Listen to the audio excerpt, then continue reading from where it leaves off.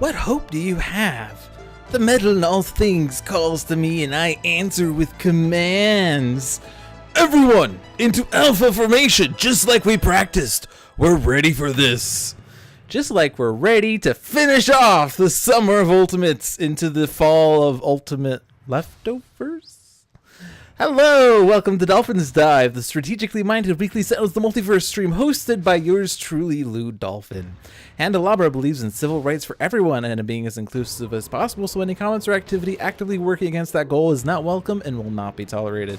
You can follow us at Handelabra and Twitch, or Handelabra Games on Twitch, and Handelabra on Twitter, Facebook, and YouTube. I don't have this open, and I just stumbled, and that is awkward. But you can follow me at LouDolphin21 on Twitter, and on Twitch and YouTube it's just LouDolphin, no digits. Sentinels of the Multiverse is available for iOS, Steam, and Android, and also via Analog, Hardware, and Ink. You can get the game and more info at sentinelsdigital.com. Yes, we have a GTG Christopher in the chat today. Do not be nervous. He's there. He's watching. He's, you know, the ultimate strategist because he's the one who created the game. And he is here with us today, I guess. I didn't know about this. And now I'm completely, short of words and nervous, and my heart's racing at about 200 beats per minute. And no, I'm kidding. It's all good. But like, maybe I'm really bad at the game. I mean, you don't know. I don't know. Maybe we should figure that out someday. But yes. So, for those of you who are just tuning in to the very start of the stream, I guess that doesn't make any sense. For those of you who are not used to Dolphin's Dive, we do strategic nonsense. We play villains, and this summer, which ended today's the 21st. Okay, or is it 20th? Well, it's technically fall now, so it's no longer the summer. But throughout the summer, we've been trying to defeat every single ultimate villain on their hardest difficulty setting that is currently available in the digital format, and we are still down to about 10. 1, 2, 3, 4, 5, 6, 7, 8, 9. Oh, we're down to 9. And one of them is Chokepoint, who is one of those trickier ones. We fought her exactly once, so we haven't been able to give her a fair trial. And since we haven't been able to give her a fair trial, I thought we should go in Celestial Tribunal because I like the music here. Also, there's a lot of energy damage here, and Chokepoint does a lot of energy damage as well. GTG Christopher says, first question, are you actually a dolphin? Oh, fall starts on the 22nd this year. Still the summer! That's funny. I did not actually double check that. I'm so used to it being at 20th or 21st, but if it's 22nd, that's great. Am I actually a dolphin? Well, if you can't tell by all the water that's floating around here in this and it's really hard for you with one swimming. That was probably not distinguishable at all. I have a dolphin right here. I have another one somewhere. Oh, it's way back there. But there's a dolphin. Whee! This is the actual Lou Dolphin. All right. So we are here in Celestial Tribunal with the Sentinels, which, as I understand, has a major storyline featuring Chokepoint and 3 very equipment-heavy characters.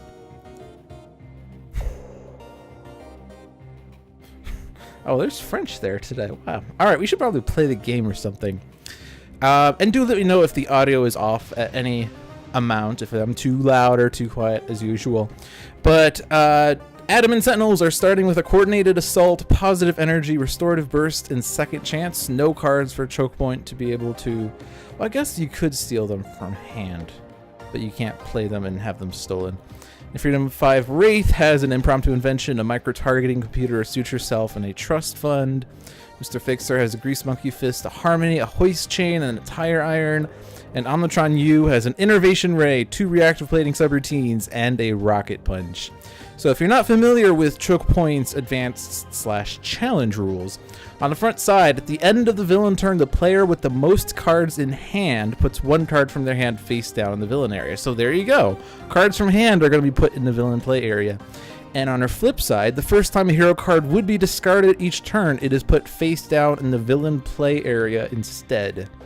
So watch out for the heroes that love to discard cards, which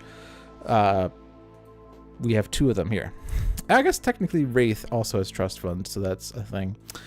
The challenge rule. Whenever a non-villain card is destroyed, it is put face down in the villain play area unless it is already face down in the villain play area. Whenever a card is put face down in the villain play area, Chokepoint regains 2 HP and deals each hero target 2 energy damage. And this synergizes dangerously well with her advanced rule on either side. So on her front side, whenever we put a card from hand face down in the villain play area, then she regains 2 HP and deals each hero target 2 energy damage, in addition to her end of turn damage dealing and her advanced rule, which is actually that, but was I thinking the damage dealing she does there, and her card, but that's what I was trying to say. But she's more likely to flip faster, and when she's flipped, you know, she's only going to be dealing 5 damage, so, you know.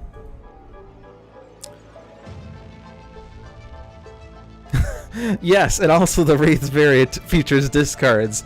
Whenever you draw a card, you may discard a card if you do another player draws a card. I forgot if I'm playing with 3-5 Wraith. So you don't really want to use her base power on her flip side unless you want Chokepoint to regain HP and deal damage. But we do have a team of heroes that might be able to mitigate the damage. Maybe. Possibly. Who knows? Alright. Empowered self-repair. No HP recovery. There's some damage. Who wants to be dealt damage? We'll do Wraith. And then someone's losing a card. And I don't know about you, but it feels like we don't have enough platings for reactive plating subroutine.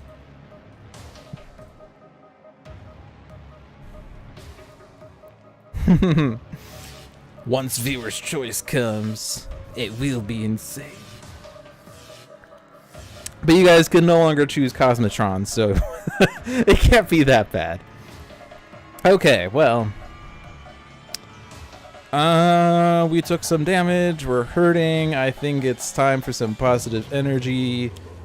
Because I like HP.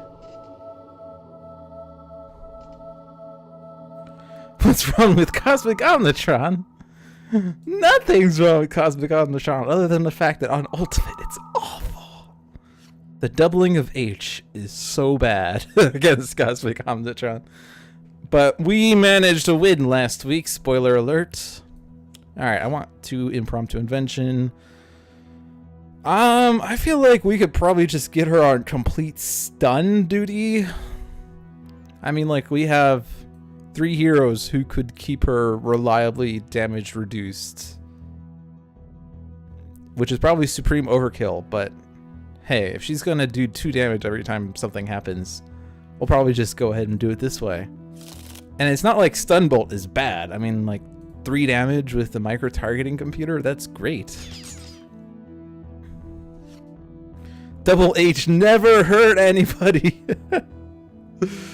Double H did nothing wrong. So she's not destroying cards on this side. It's just when someone discards a card that she's going to do something. So I can put cards out safely for a bit until she destroys things, which she is very likely to do. But hey, we got the damage reduction train going. And I think we might as well just keep going with this, I guess. Rocket Punch and Innervation Ray. Get things out there. The Electro Deployment Units. Alright, Celestial Tribunal is found wanting a Chokepoint. And she's doing more things. Hey, look at that. We reduced this damage by 3, so it's not as much. And now someone's discarding a card. Well, tire iron is my least favorite tool. I understand its uses, but I don't think it has a particular use here. So you can discard that one. / move it into your play area. And you can do -1 damage to everyone.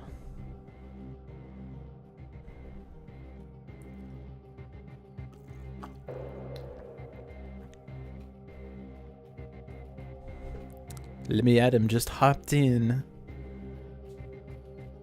Double H did give us fun trauma that made us woke up in the middle of the night screaming. Oh man. I heard a beep somewhere. I don't know. Did someone just message me somewhere? Oh, I see. Because Handelabra Games went live. I got a notification from the Handelabra channel. I'm live, guys. Come watch. Come hither. Alright. She's back at max HP. Ugh. That's folly. We need to do more damage. We need Jeremy. So I think I'm just going to coordinate an assault then, in the interest of the damage. And Idealist is my favorite of the 4, honestly. Sentinels of the Multiverse. Has that been used in the letters page? Like, we can't say Sentinels of the Multiverse. Oh. Sentinels of the Multiverse. Alright, we're good. Smoke. I was sitting here drinking some smoke at Schmenny's.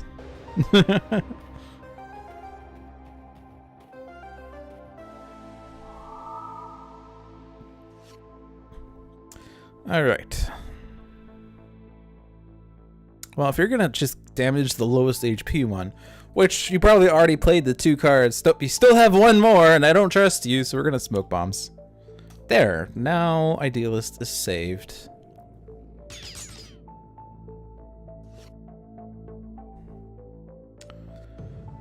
Alright. Grease Monkey Fist? Is that a good plan? Or is that a great plan? Increase the damage that I deal to her, especially because when she flips, I'm gonna have a damage reduction, so it's a good idea to get past that now. And because you love me some energy damage,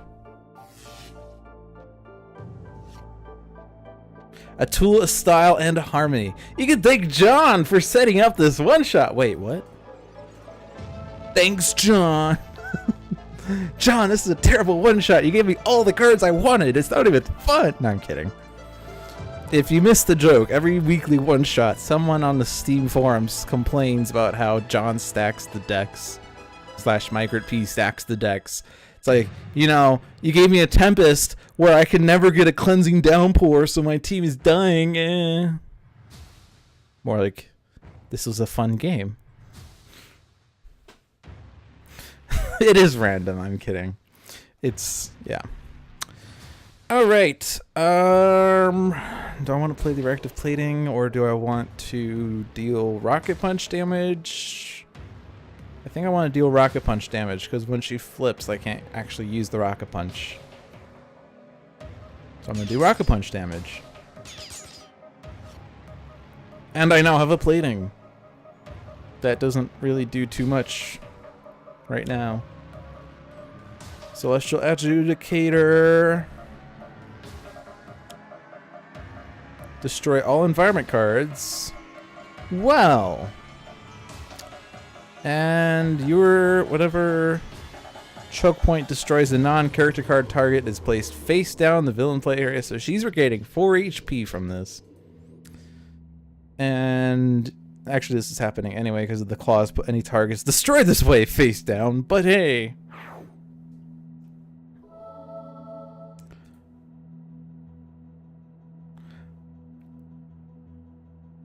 Using Cleansing Downpour with Tempest is a waste of phenomenal damage output, like it's hashtag fine if you have literally nothing to do right now. Or officially, wait, I mixed several messages together. You have literally nothing better to do, and then my could be official errata, burn your copies of Cleansing Downpour. Can you actually burn a downpour? Actually, I should take that back. If anyone could burn a downpour, it would be Tempest. Tempest would somehow create a massive inferno. I guess that's more raw, but eh.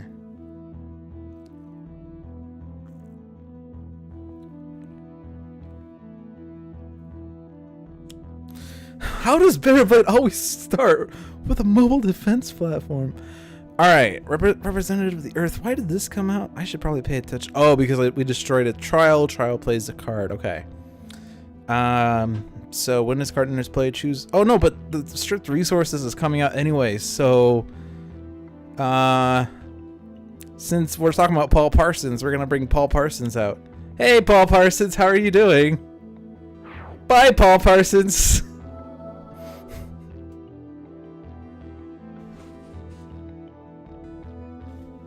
I mean, in Ohio, we figured out how to burn a river. Legacy cameo. Alright, so does that destruction trigger a card player, or was it only the ones that... Yeah, it's only the ones that are on villain targets or hero targets that play cards. You would think I would know because the text of the card, but I was not paying attention, and I can't even read the card now because it's face down. See this amazing card? So now the next card that's going to come is Call to Judgment, which is going to be great because there's no more hero on trial. Both of these people do not have cards face down. I probably should have played this better, although I guess this is kind of going as it's intended to. I want to try to keep the Sentinels from putting a card face down because Idealist needs to deal damage, so... Because Trust Fund, I mean, yeah, once she flips, I can't use Trust Fund, and that's happening, like, very soon. So I'm just gonna ditch Trust Fund.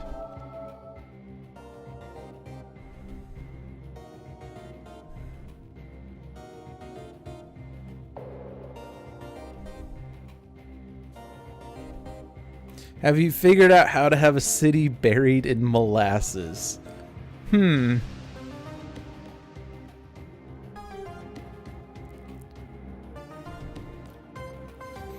you're playing the Prime Wardens and you don't resort to extravagant stuff to make it look like you beat the boss without breaking a sweat, there's a lot of bees in there. Beat the boss without breaking a sweat. There needs more bees. If you can beat a boss without breaking a bone... Boy, that's boring. How about that? In many games, whizzing and not win. Actually, that sounds bad. Winning and not losing. I mixed two words together and it came out with a bad word. Winning and not losing are two different tracks. Healing and defending are part of not losing. Dealing damage is part of winning. And then Migrant P follows that up with, I was thinking of playing a pacifist game and winning without dealing damage. See, I subscribe to the theory that if the Wagner Mars base blows up, you get to choose the order that things lose the game. And then you can have the villains lose first. And it's like, yeah, we won! Anyway. I'm kidding, of course. There is no winning in a zero-sum game.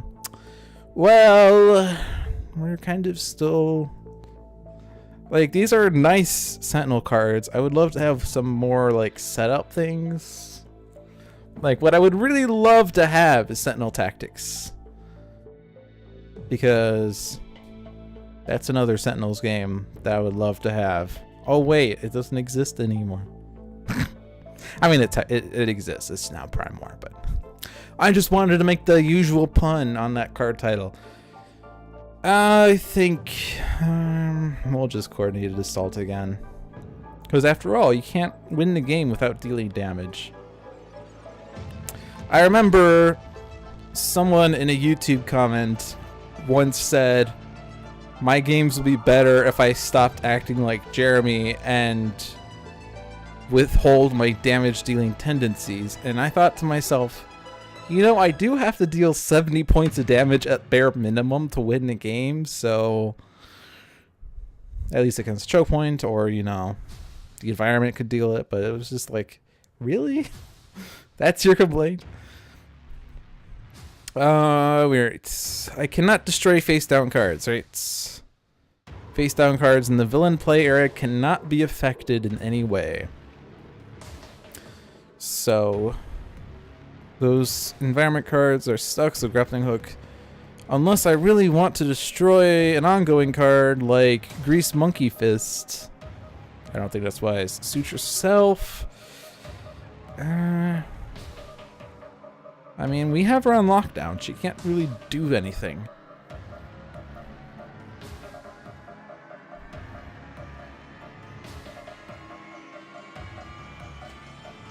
I guess I'm just gonna get the throwing knives out.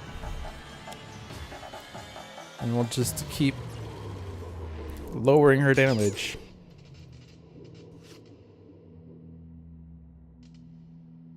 I did not anticipate getting Stun Bolt and Hoist Chain like immediately, but I'm happy with this.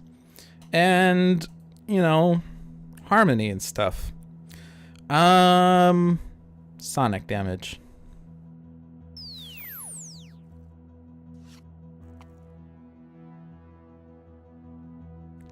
Yes, that was a rule when Nepicross was a guest star.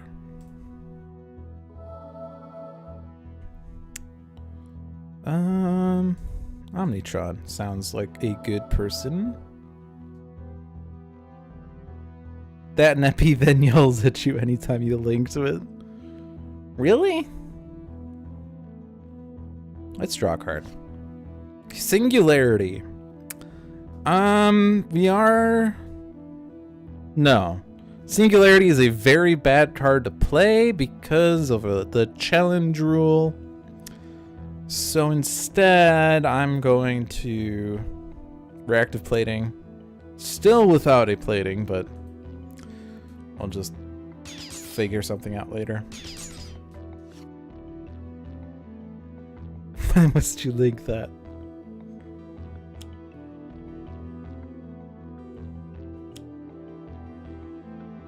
Found Wanting goes on Chokepoint. Newfound Power reveals an ongoing,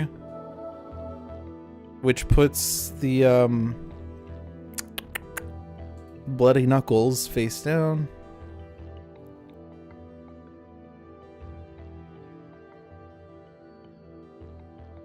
So now we could destroy face down cards, which, as I believe, well, we're playing with Omnitron-U. Uh-oh, Kinetic Looter. I don't like that one. We're playing with Omnitron-U, which says whenever one of your cards is destroyed, Omnitron-U deals one target 2 fire damage, which means we could destroy an Omnitron-U card / Omnitron-X card, and Omnitron-X could deal damage. When this card enters play, destroy one equipment card. The first time a hero card leaves play, each turn put it face down in the villain play area. This card needs to be destroyed because it turns out that if you destroy a face down card, Kinetic Looter steals it back, which is evil. We still don't have a utility belt. We probably don't need smoke bombs though because, well, we're gonna play grappling hook with Wraith, but smoke bombs is not currently doing something. So I think we'll just ditch the smoke bombs. We can survive without it. We only have a damage reduction of 3. I graduated from Omnitron-U back in the summer of 04. Oh man.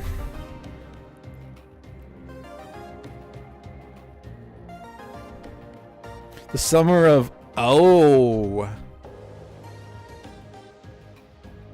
ow, ow. Ow. Okay, and then we're going to destroy a card that's going to go right back into the play area. Or wait, is this Kinetic Looter first time a hero card? Oh, so I can destroy an environment card safely. So let's get Representative of the Earth back. At the very least, because then a card doesn't return to play. Or return face down again. Actually, would Kinetic Looter actually trigger because we already had a hero card leave play because of Kinetic Looter. I don't know. I don't know. We should get rid of that though. And Sentinels do not have a -1, which is good. So I guess I'm just going to Coordinated Assault again. I mean, we are whittling her down. And she's not automatically regaining 2 HP each turn.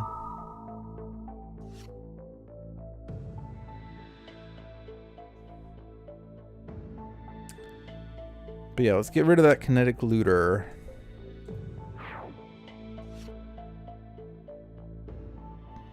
And then stun her. Oh no, there's a -1 here.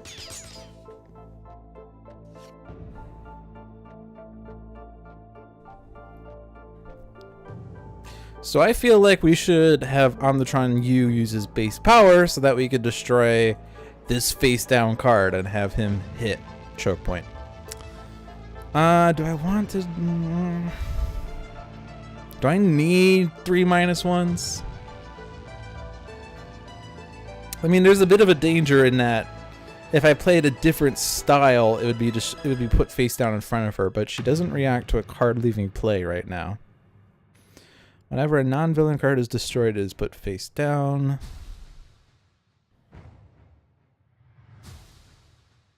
I mean, I guess she is going to be dealing damage to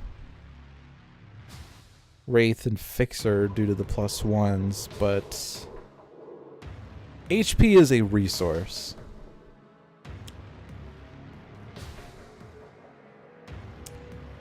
So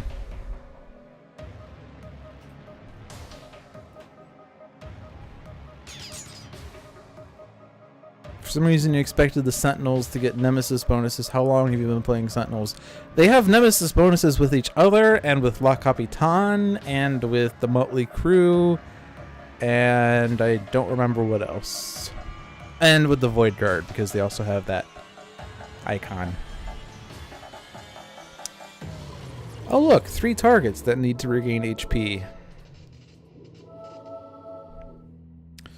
Alright, Elemental Exochassis is a plating that is helpful, because Chokepoint primarily deals energy damage.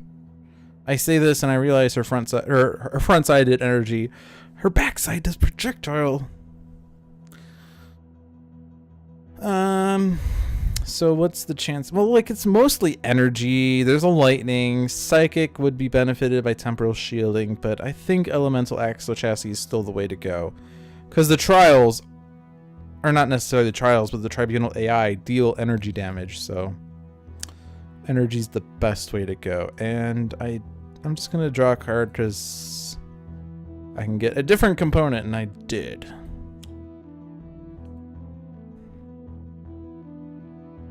I did that between Dr. Medico and Void Guard Dr. Medico.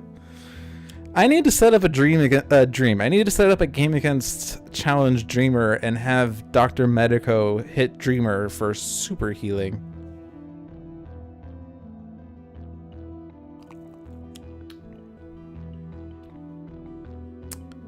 Three psychic damage. Select one equipment card from a hero play area, put it face down.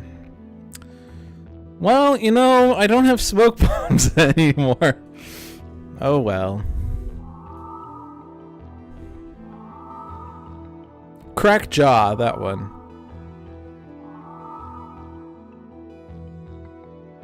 And the Bugbear Nemesis. I don't know which one.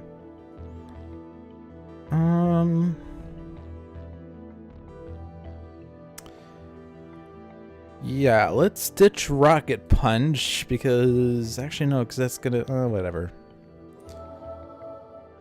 He could get it back. Looks like I needed another -1. Yeah. Why did I get rid of Hoist Chain? Whose great idea was it to ditch Hoist Chain? It was my great idea. But now I can ditch an Omnitron X card and do 1 damage. Look at this. It's beautiful. 1 damage. And then that's 4 damage, but you were dealt 0 damage so far this turn, right? So you could take it. You've been dealt no damage. Yes, you can take it.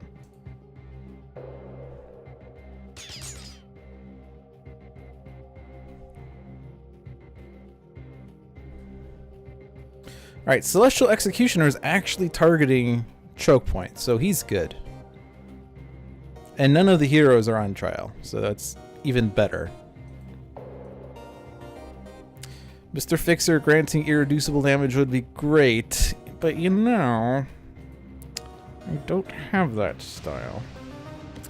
And if I did, swapping out styles would have Chokepoint regain 2 HP, which probably would work out in the end. I would probably deal at least 2 damage as the result of doing irreducible damage, but yeah. Let's see, deal 1 target 3 energy, deal 1 target 3 infernal. That's my best damage dealer here.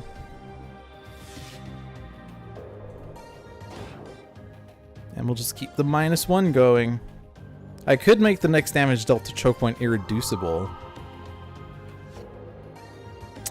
But it's only the next damage, so it's not as exciting. Have I considered smacking Fixer in the face for the crowbar boosties?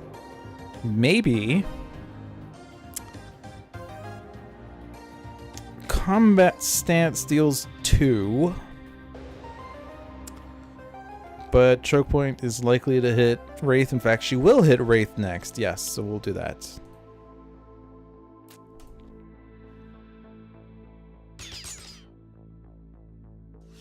I can smack the Celestial Executioner. So Overdrive is definitely what I'm doing. And then I can smack the Executioner and then whack Chokepoint. I think I can only do this once, though, if I want to keep the Celestial Executioner. Yeah. Cold. So is there anyone with a damage boost right now? I don't think so. Yeah, because I kind of just hit Chokepoint last time, which is lame. If I hit Wraith, Wraith hits back.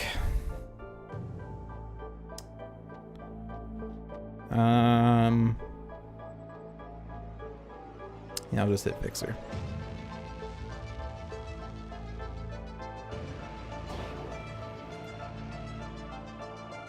I don't know why I selected Infernal again.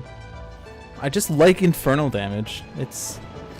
Can't spell Infernal without... Fern. Where the red fern grows, you know? That book? I remember reading that book. I don't remember anything about that book. I remember reading that in like 6th grade. And it was probably a super sad story as the result. Yeah, I have a defensive blast and nothing else I want to play, so let's draw a card and we get another component. And then I could do you the 2. It is so sad. All I remember of like middle school stories is that they were all super sad. I also remember not knowing a certain bad word at the time, and a book we were reading had that bad word, and I read it out loud, and I got in trouble. I have to play a card? Okay.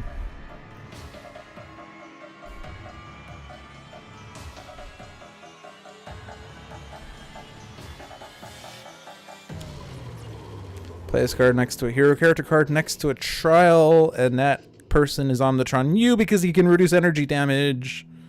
But she's down to 18. And she's destroying something. Ugh. Why? Why are you destroying things? Well, if I wanted to swap out for a different tool, I guess. So I have another dual crowbars, and I don't have like a play, so dual crowbars could be taken.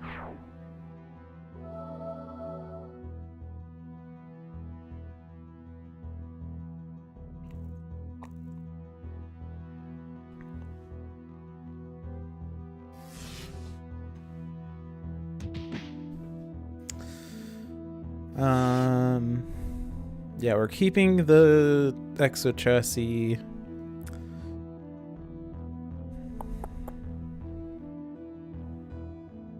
Why is she destroying another one?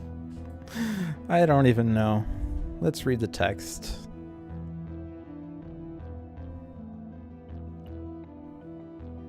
Oh, it's a face down card. Okay, I don't know why I was dumb. I was thinking like I'm destroying another equipment card. I don't know what I was thinking here. I'm like, why am I destroying another card? What am I doing here? Ah!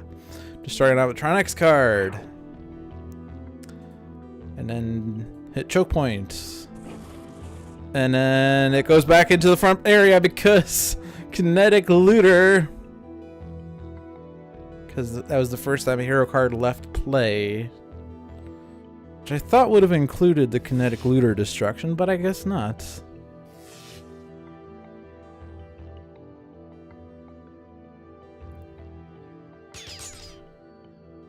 Okay. Fling in the Darkness. Deal 1 target 3 melee. There's still no Sentinel cards, so we can do that. No Chokepoint, I won that card back fair and square. Alright, we should get her down though.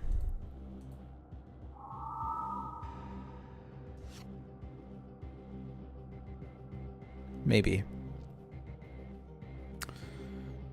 Utility belt. There we go. More than 1 power in a turn? Thank you.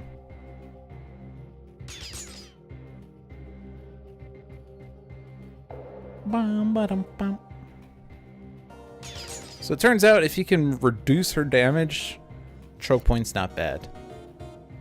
Turns out if you can reduce any villain's damage, they become noticeably less bad.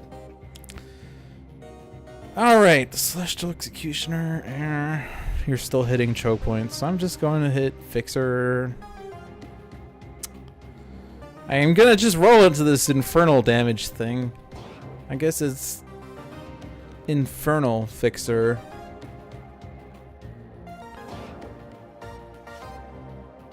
Mr. Fixernal. Alright.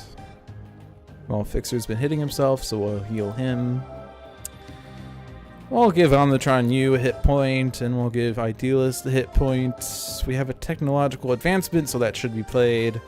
We can get more irreducible damage on choke points. That component isn't going to help, but I could do this. And then I could do the same thing. Soon. Alright, thanks for stopping by, Christopher. It was a pleasure having you. You should come around more often. I hope this game of Chokepoint did disappoint you to the stream, but it's nice having you around, pal. Much enjoyment in your presence. In your presence, with your presence. Words. I don't know why I'm stumbling over my words.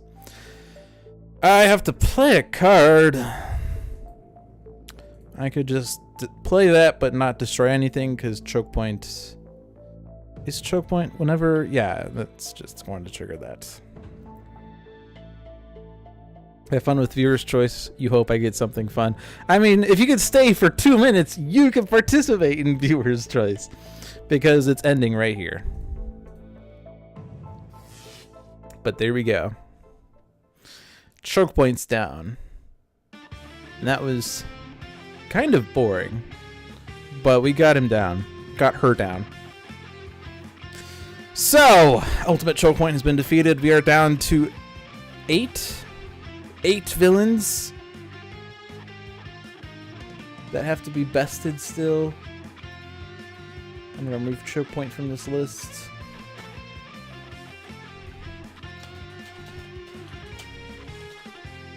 Who wants to participate in viewer's choice?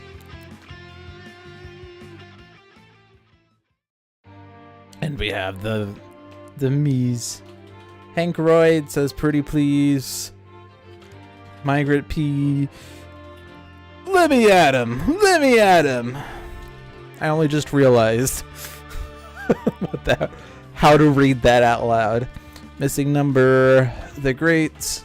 Darren 2500. JZC. It's very possible. It's very possible today we're not going to have enough questions to give out. because we are done with team mode for the summer/fall of Ultimates. So the first question is usually classic or team. The answer is classic.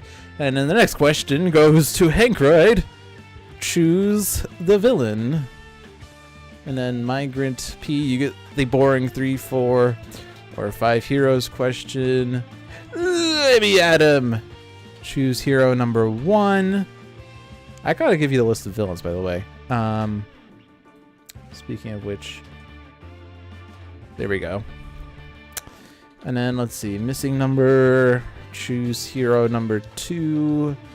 Darren 2500. Choose hero number 3.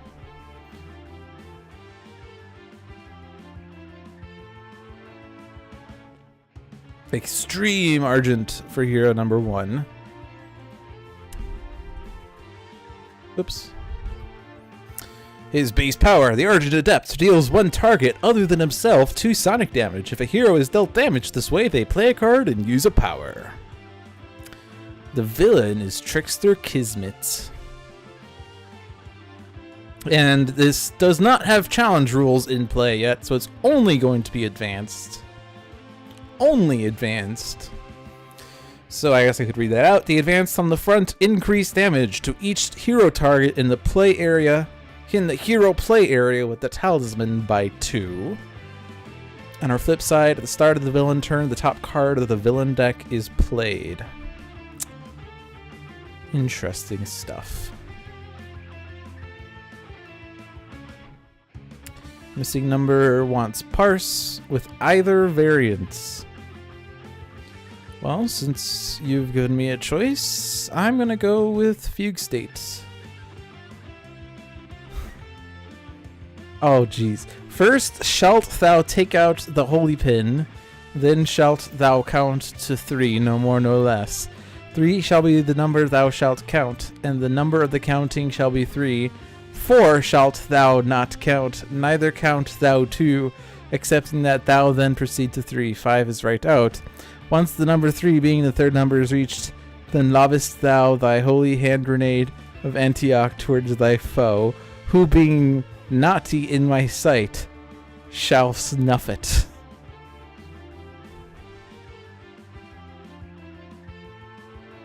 Oh, this is a riddle. I was thinking you're just saying 3, but you're giving me a riddle. Count to 3. 3 is the number I shall count. But don't count 4 or 2, 5. Right. Okay, actually, I don't. Oh, it's a Monty Python rap.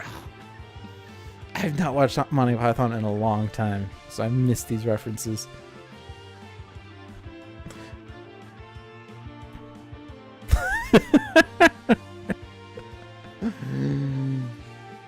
How did I miss that? I'm gonna go with 5. So, So where were we at, Darren? So JZC. Oh no, it is 3. I'm gonna go with 3. JZC, choose the environment. All right. Sorry, Samvar said so 5. I was like, oh, this is actually a riddle. Aw. Sorry, Sanvar, you get no choice here. Sanvar, choose your favorite hero, I guess, because you have no say. Because we're going with 3. Alright, we're playing in Court of Blood because you were perversely inspired by the Monty Python quote. And did we get a third hero? Who's... Oh, Hero 3 is Extreme Fanatic. Sorry, I missed that because I got distracted by this thing. Alright, so Sanvar picks guys. I guess I should have known that when I asked the question, but we're playing Trickster Kismet versus Extreme Primordans Argent Adept Fugue State Parse, Extreme Primordans Fanatic in the Court of Blood, featuring guys. Or as narrated by guys, I guess. I don't know. Insert guys quotes here. Lucky meeting you here. Now I get to show you all of my new tricks. It's time to let freedom rock! Yeah! I am not good at things, of course. Oh, man. That actually tickled my throat. Alright, so... It's been a while since I've played Trickster Kismet, so I need to remind myself of how this works. Talisman starts out in a hero play area. One Jinx card is revealed, put into play. She flips when the Talisman enters and leaves the villain play area. Whenever a lucky card enters play, Kismet deals each hero target 2 energy damage and regains 3 HP. At the end of the villain turn, Kismet deals the hero character card in the play area with the Talisman 3 psychic damage. Then, if there are no Jinx cards in play, the top card of the villain deck is played. So you kind of want to leave one Jinx out to stop her from playing extra cards. You don't want her to play lucky cards because she will deal damage. But because we start with the talisman, we can control her play a lot more easily.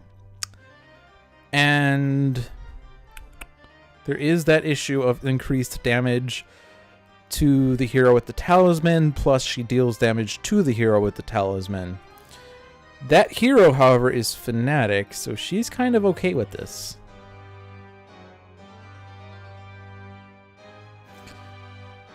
On second thought, let's not go to Camelot. It is a silly place. That is a reference I know. So we have 2 Instrumental Conjurations, a Saraband of Destruction, and a Vernal Sonata in Argent Adept's hand. In Fugue State Parse, we have Buffer Overflow, Extrasensory Awareness, Recompile, and Updated Intel. So interestingly, we don't even need the Talisman anymore. And then Extreme Primord's Fanatic has an Absolution, Chastise, End of Days, and Wrathful Retribution, which, you know, is great when she's being dealt 5 damage a pop from Kismet. So... interesting. So Talisman...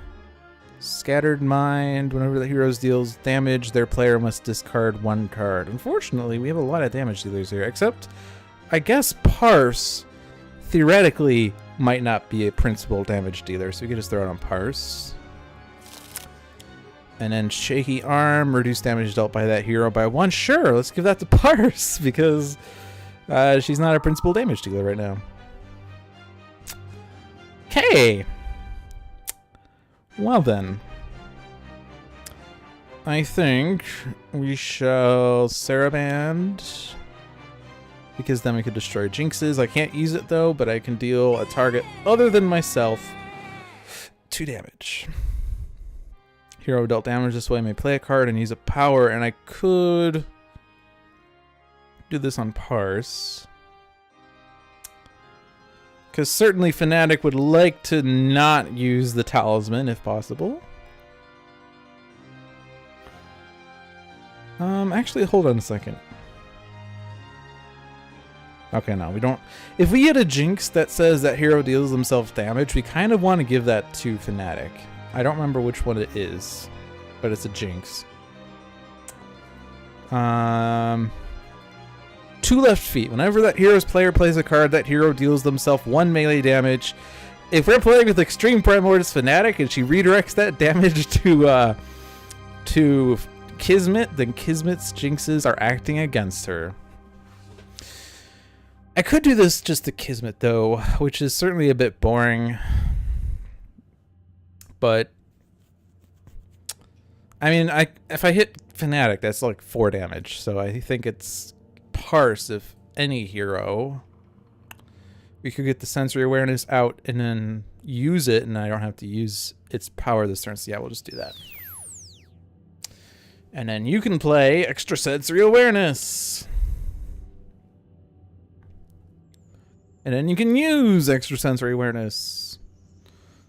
So lucky cards we kind of have to get rid of, because whenever a lucky card enters play, Kismet deals each hero target 2 energy damage and regains 3 HP. So we'll get rid of that.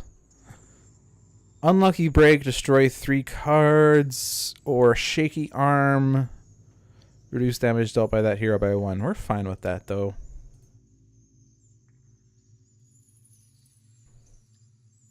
Recompile for 6 cards in 2 plays. Oh, true, that is a possibility, but I want extrasensory awareness, so that would have been fair. But I could also do that on this turn now, because I don't need to use extrasensory awareness. I can recompile for 4 cards. Get a quick calculation, a data mining, a quick calculation, a gauge. And then I don't need to use extrasensory awareness. I shall play the bottom of my deck. That card is targeting arrows. I'm going to deal damage and discard a card. But I don't have the discard thingy. Critical multiplier out. I want to keep the quick calcs because that will stack well with base power. Data mining can get rid of jinxes. So I think we're going to ditch gauge. And another hero can play the bottom of their deck. Let's give that to Argent Adept to try to get Argent Adept set up faster. We get Silver Shadow, which has... there are no companies. Do I want to play a card? I could play an Instrumental Conjuration, and then I could draw a card.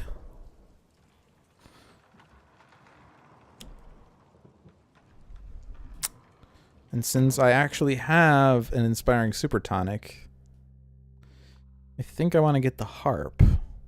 I was going to try to activate the Melody next, but it's not an urgent thing to do, so I think we're going to get power bouncing going on soon.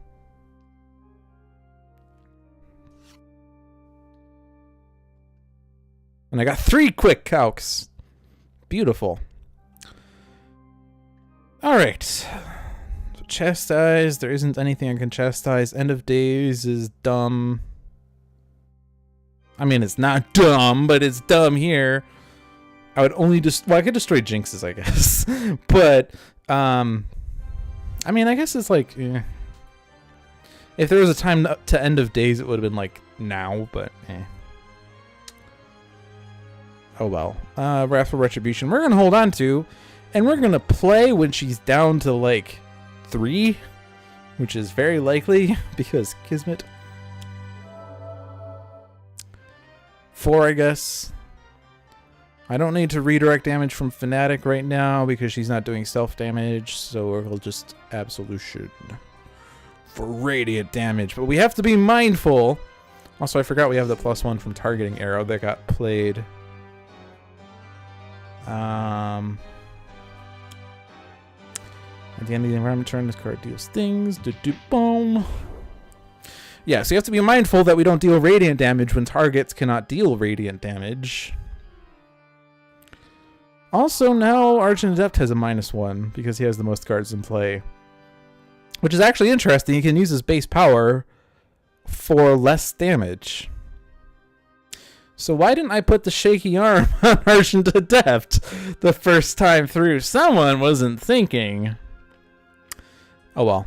Inspiring Super Tonic. Yes, there is a Blood Countess Bathory out here. That is actually Fanatic's nemesis. And that's going to be target... it's not going to be targeting Fanatic ever, though, because Kismet's hitting Fanatic. But Harp, because this power. And I guess it's probably better to have Argent Adept hit Parse. Because -1. And then we can quick calc to control the bottom deck play. Preferably something that discards a card. Snap Decision wouldn't... actually, I could put Snap Decision out. Oh, but then I would have to use my power now, and then I wouldn't benefit from the discard. But I would get the Snap Decision for next turn, except then I wouldn't be able to use my base power because I don't want her to destroy cards. I would hope to get a different card. I could put up Between the Lines... ugh, but that doesn't... or I could just play Between the Lines on my play, I guess. So Snap Decision on the bottom, then. And then play the Snap Decision.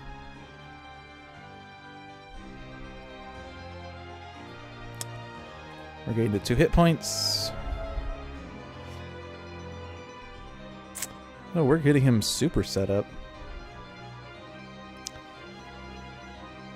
Alright, I can't deal damage. I mean, I could deal damage, but I would discard a card, which, while fine, because I would have discarded a card this turn,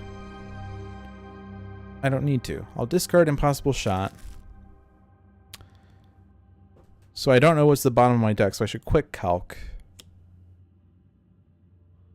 To reveal the flaws, and a targeting arrow.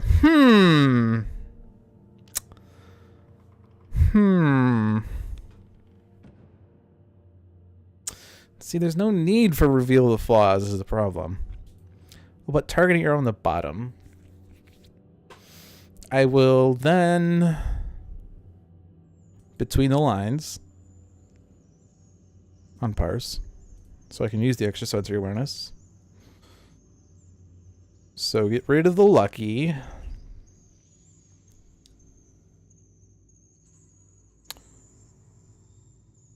Yeah, we're going to keep the unlucky break from triggering. And then I'm going to play the bottom card of my deck, which is, oh my gosh, a targeting arrow. And I go discard a card, like reveal the flaws. And we'll just keep having Argent Adept do things. Zoo's Bell. Interesting. I could chastise Blood Countess Bathory.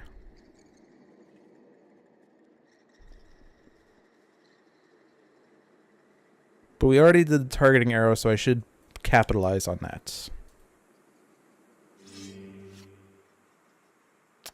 So we'll do that. And we'll do this.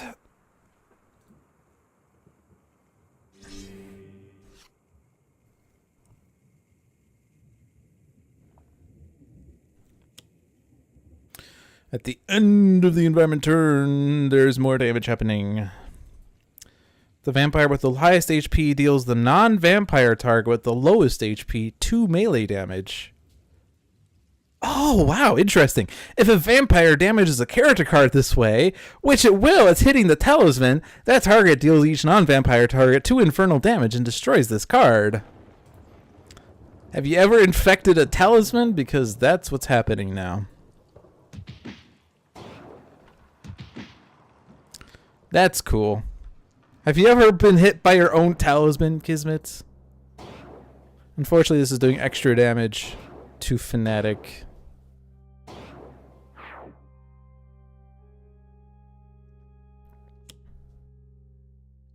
Glassjaw and Parse.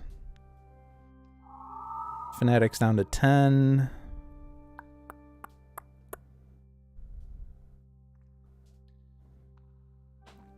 So maybe I should Vernal Sonata. Might need the hit points. I mean, Fanatic might want hit points. Like, if we can get Fanatic controllably down to 1, that would be great. She does have a Sanctifying Strike, though.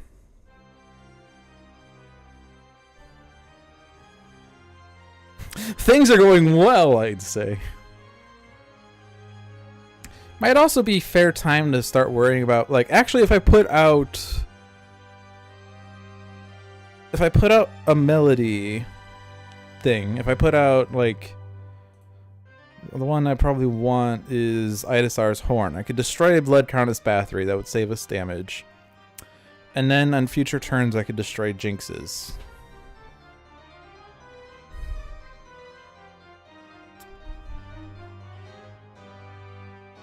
Yeah, let's be safe. The talisman is the heir?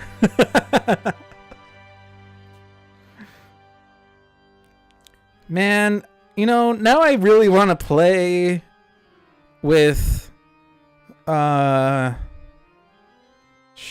I want to play with Greaser so that we could infect a hare. I'm sure that pun has been made millions of times before. I've only just realized it right now.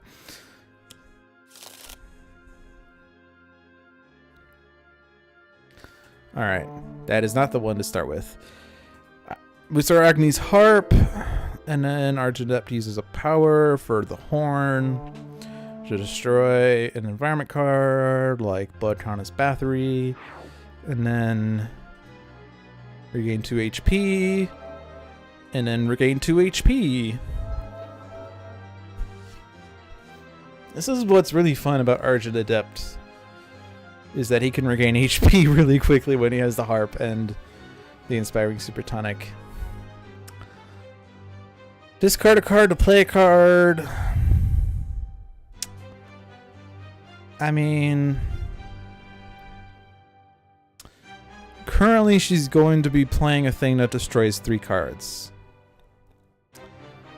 So I kind of don't want that to happen. Which means I don't want to use Parse's base power. Which means I don't necessarily need to discard a card to activate the discard effect. But is there a reason? I guess I could so quick calculation and draw like 2 cards, which is a profit. So discard, reveal the flaws, quick calculation. We get data mining, snap decision, impossible shot. Alright, well, snap decision's already in play, so I don't need that one as much, but one of these has to go to the bottom of the deck, and that would be triggered by base power at some point. So let's put impossible shot on the bottom for now. And then I guess I'll just buffer overflow. I'm not going to use my base power. Karmic Disjunction is awful, so we're going to ditch that one. Imminent Destruction, destroy all environment cards. Kismet deals each hero target X projectile damage, where X equals the number of environment cards destroyed this way +1. Unfortunately, that's going to hit Fanatic for a lot. I guess it's not going to hit that much. It's 2 damage. It's also probably worth considering flipping the talisman and then flipping it back so we can move his target, because when flipped to this side, restore this card to 7 HP and put it in front of the hero with the highest HP. I could also keep Kismet on her flip side because we don't need the talisman. The problem is she plays extra cards on this side. She also deals each hero target in the talisman 2 psychic damage. So that's even more damage than what's happening right now. So I don't want that to happen. So I don't want to... If I'm going to flip her, I would want to, like, flip the talisman and then flip it back. Because, like, if it's in front of, like, Argent Adept, say, he can regain HP really easily. So, like, I'm not really worried about him. Fanatic is okay with being dealt damage. She does have the Aegis, so I guess I'm not really that worried.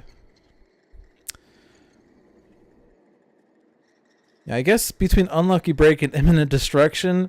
Unlucky Break's going to do more damage to Fanatic, so Imminent Destruction is the go-to.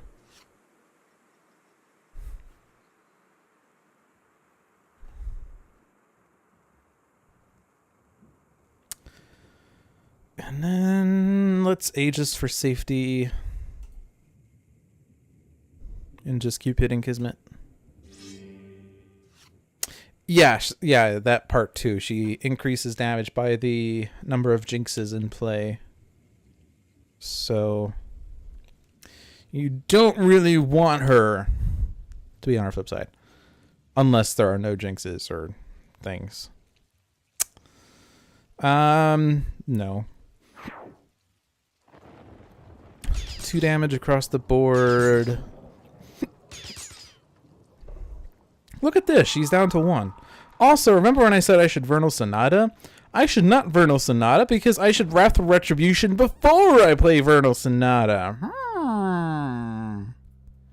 Oh man, the look on your face! I understood that reference. Alright, I don't have the Lyra. I do have Zeus Bell. But Inventive Preparation is probably the best play here. Harp. And then what? Yeah, Wrathful will go off. Her Aegis will revive her. And then I can Vernal Sonata and then hopefully get her to draw a card through some means. Which there's most likely going to be a means eventually.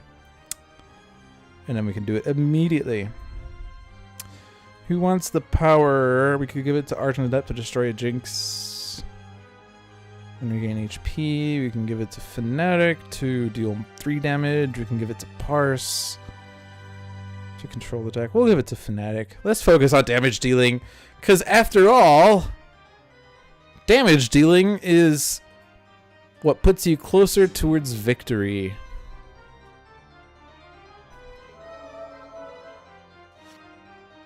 And I can get the Lyra now. Except I'm going to Vernal Sonata first. Discard a card to play a card. I don't... I'm not going to do that. I'm going to update it Intel, though. And then we will do this. Ugh. That's bad. And I don't like either of these. Let's just do that first and then figure this out. There are still way too many lucky cards in your deck to want to consider shuffling. But those are awful. Play Wrathful with preparation. I theoretically could, I guess, with Zoo's Bell. But I'm going to do it right now. I do have the Talisman, yes.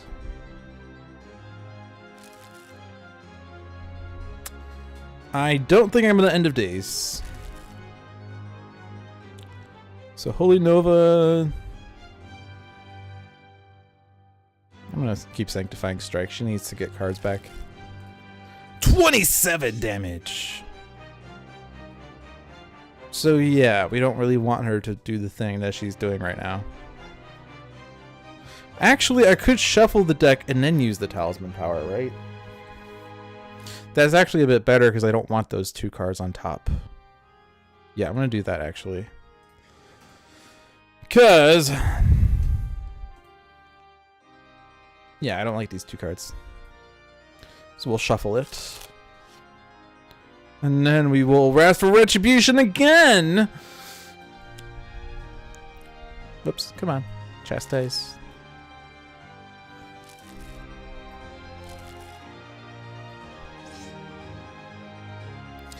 Alright, now let's see. This is even worse! No! No! Oh god, I'm not feeling lucky. I'm feeling very unlucky right now. Alright, what do you do when a lucky card enters play? Deal each target 2 energy and regain 3 hit points. Because Fortune's Smile, you play a card anyway, and I don't want you to do that, because you're going to do another... Because it's whenever a lucky card enters play. Yeah, no. No! We're not doing Fortune's Smile into Hapless Strike. That is suicide. The hero with the highest deals the hero with the lowest 2 energy damage.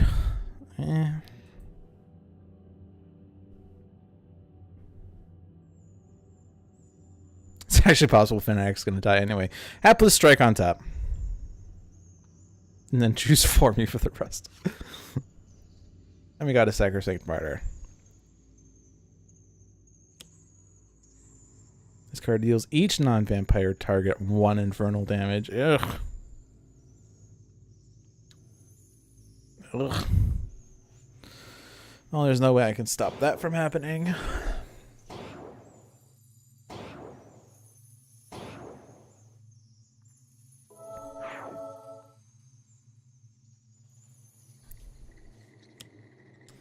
Oh my gosh, a lucky card entered play. Oh, I could discard. But no, that's bad. Anything but this. No. Ooh, but I could do this. Do you have a better card on your bottom? No! Well.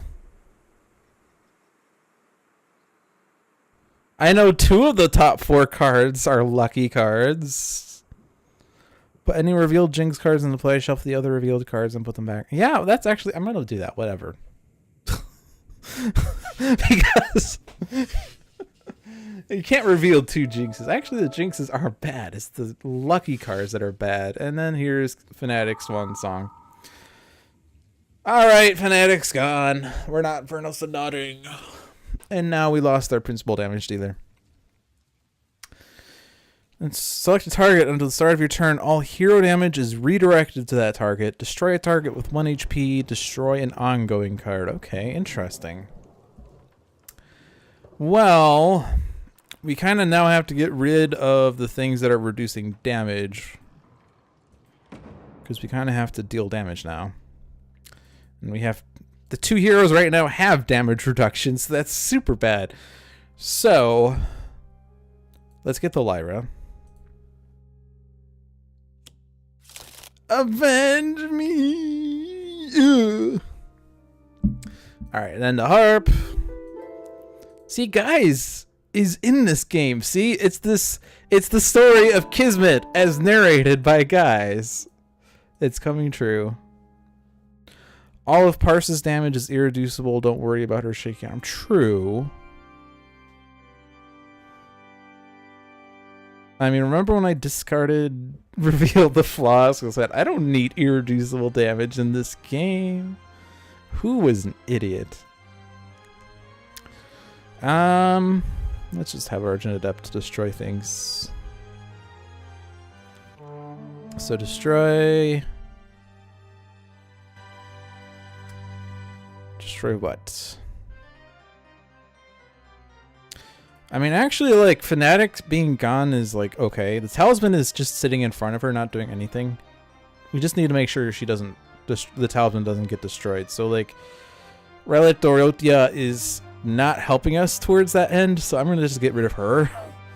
Because we want to keep the Talisman from being dealt damage. Principally. And a hero other than me may play a card, such as Parse. We will play Impossible Shot, which does irreducible damage. And then she has to discard a card. And then she draws Reveal the Flaws, yes!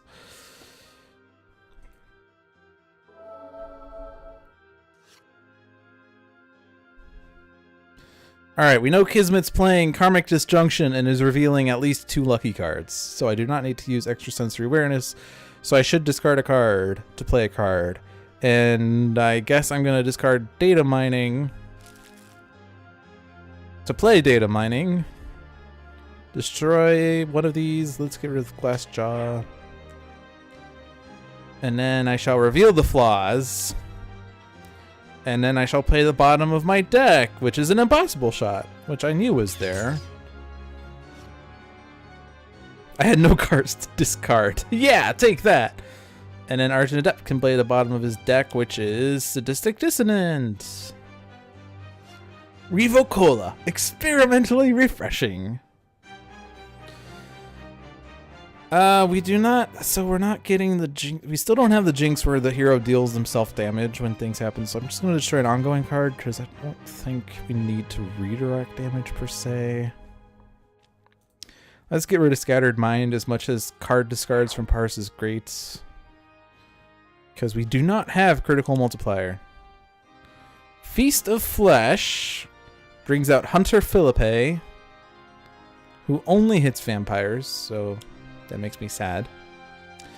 The 2 other cards we're seeing...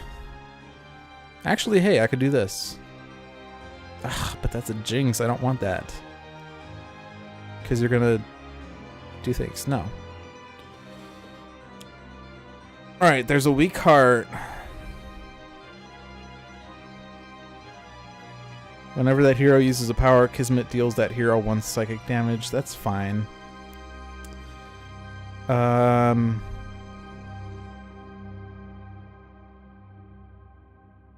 Karmic Disjunction's gonna shuffle the deck. No, shuffle the other revealed cards. Oh no, that's bad because it's putting the lucky cards back. No! No! Let's look at the bottom of Parse's deck. Recompile. That's a great card if I can have cards in hand. Yeah, we'll leave that on the bottom. I was trying to avoid that. Kismet deals that hero and the talisman 2 psychic damage each. That's gonna destroy the talisman. And then she flips.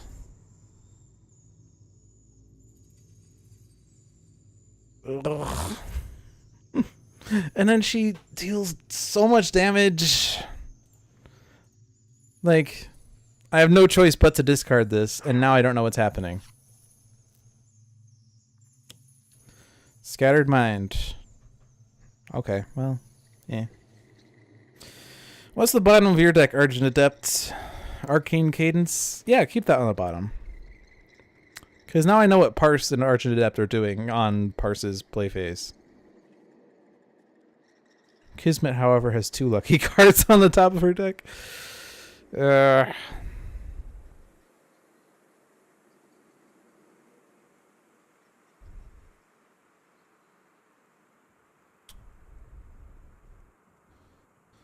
Right.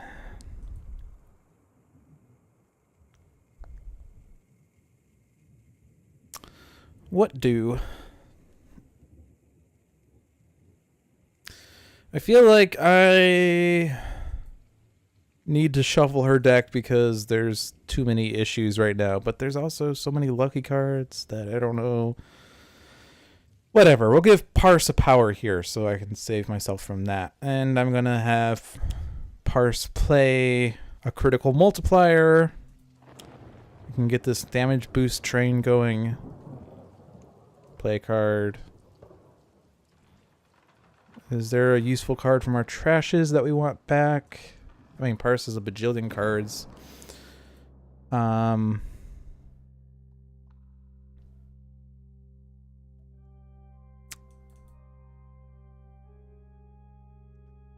Kismet deals that hero 1 psychic. That's not bad, actually. So I'm not worried about that one just yet. I think I want targeting arrow back. Because we need to be able to capitalize on damage. Silver Shadow is a means of capitalizing on damage, I think. Because extra card plays. And then Harp. And then Lyra.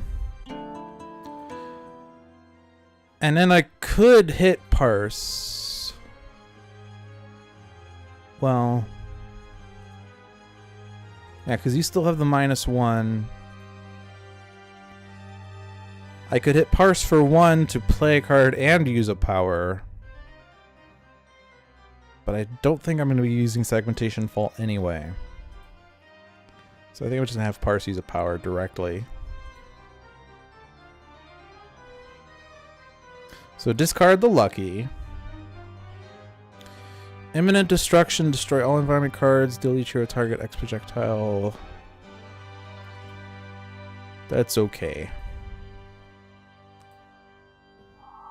That's better than all the alternatives we have right now. And then a player other, yeah, because we have this card play anyway, so we're kind of out of card plays on Fanatic or on Parse anyway.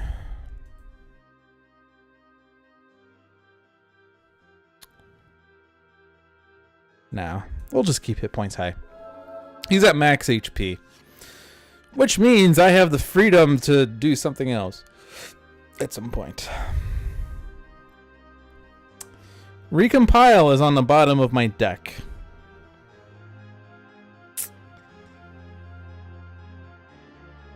So I think, I mean...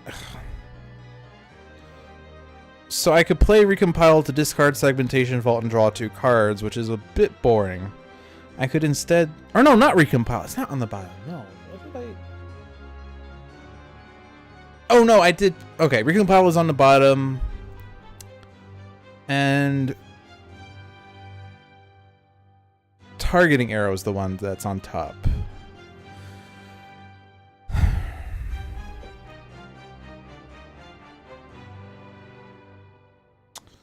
Because I kind of just wanted to draw 2 cards. Because Recompile is going to let me draw 2 cards and have Argent Adepts play Arcane Cadence, but at the same time I could just... Because I want to maximize the critical multiplier gains, so I think I'm not going to play a card. I think I'm going to skip here, and I'm going to skip here. And we'll draw 2.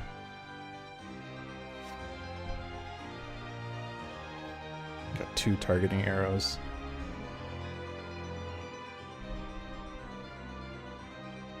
Let's just keep destroying the ongoing cards.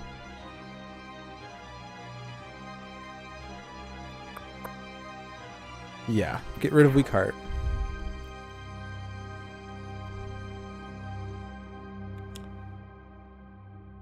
And there's another environment card, and there's another environment card. Which is actually really bad. Now Kismet's gonna do a bit... Ugh. No! Why are you doing this? Ugh. That's actually really, really bad.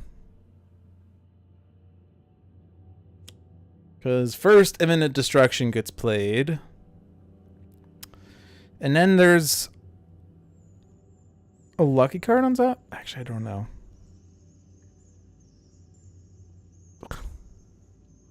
Yeah, we'll do that one. This is really bad. Because this is getting increased by 3. Actually, it's not as bad as it could be. But it's bad.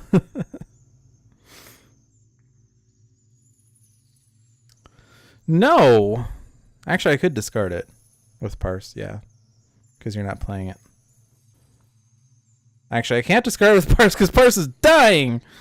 No! Ugh. No. I can't win if that's...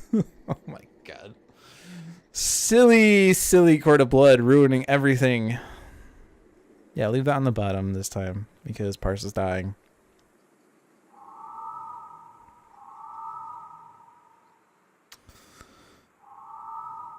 Ugh. And then move everything to Argent Adept. Whee! So it doesn't really matter that I'm destroying something that's not an Argent Adept or something that is an Argent Adept. Well, you know... Alright. Get rid of Glassjaw. And now we are really suffering.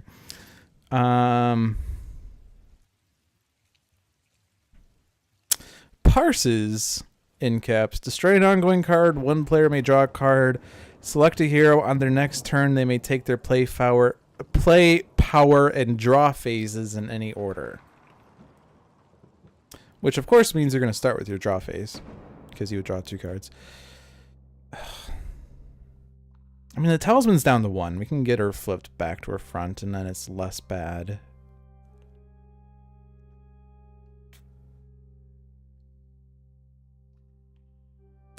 The problem is that I have to get her to her front side. And I can't just destroy this card with, like, Fanatics, destroy a target with 1 HP.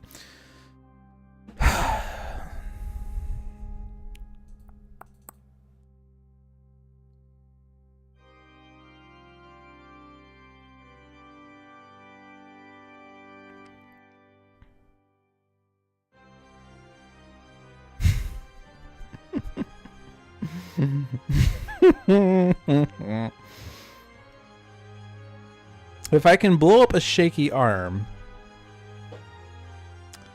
and then use my base power,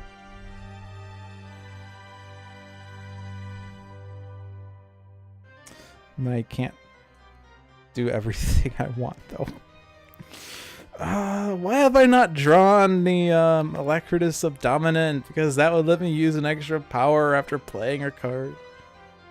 Or using a power. I don't know.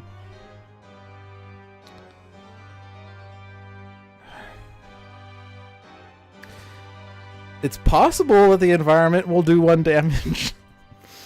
Although we got rid of the ones that usually deal damage to everything. Angry Mob acts too late. Drudge Fico doesn't do anything. Feast of Flesh isn't going to help. That's not going to help. Okay, no. Environment's not doing it. So Kismet's staying on this side. And I can't control her deck, and I don't even remember what's on the top of her deck anymore. This was going really well. And then Fanatic died.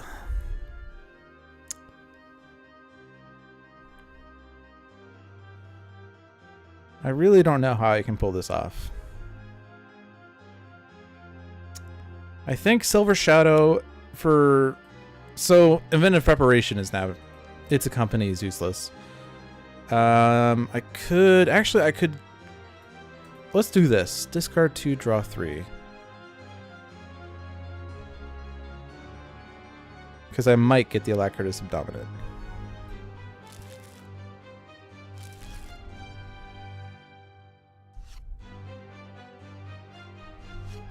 Nope.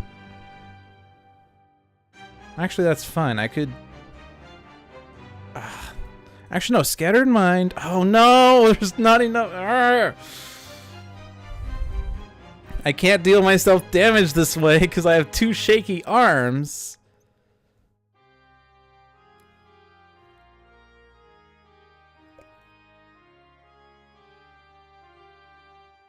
I could have kept the +1 on me, and then I could actually use Polyphoric Flare.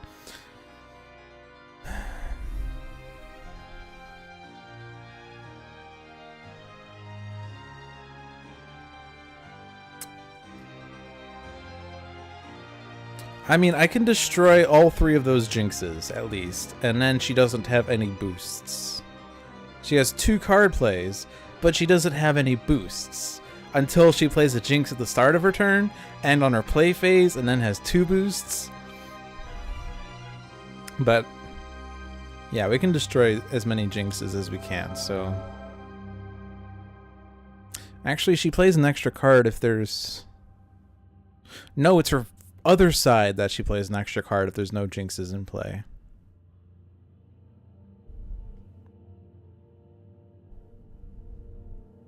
I'm just going to put Silver Shadow on top. Because then I can use Sadistic the Dissonant again to try to get to Alacritus of Dominant.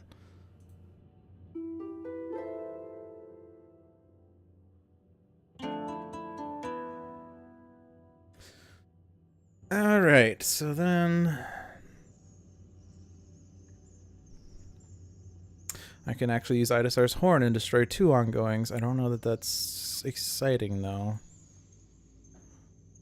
Select a target on the start of your turn. All hero damage is redirected to that target.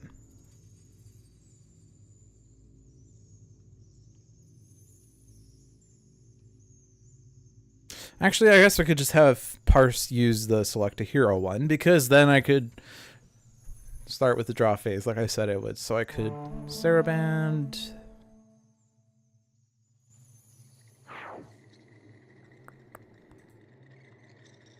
Yeah, hit points. Like, I could use Sadistic Dissonant. Ugh. The Lyra is so dumb now. Hey, Janagro, how are you doing?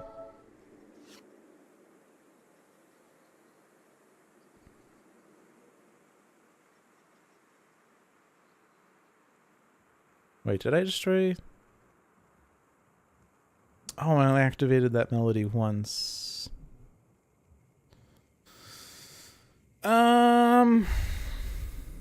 Yeah, actually, yeah. I don't know what I was thinking. Let's just destroy ongoing cards. For some reason, I thought that I had more things.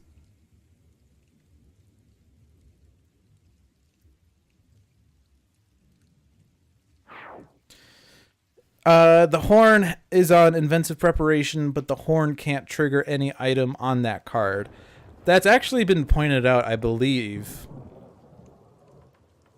either on Sentinels Live or in this stream, because I remember hearing about that. Alright, well, there's a +1, and you're regaining hit points. Ugh. Why do you do the things that you do? All right.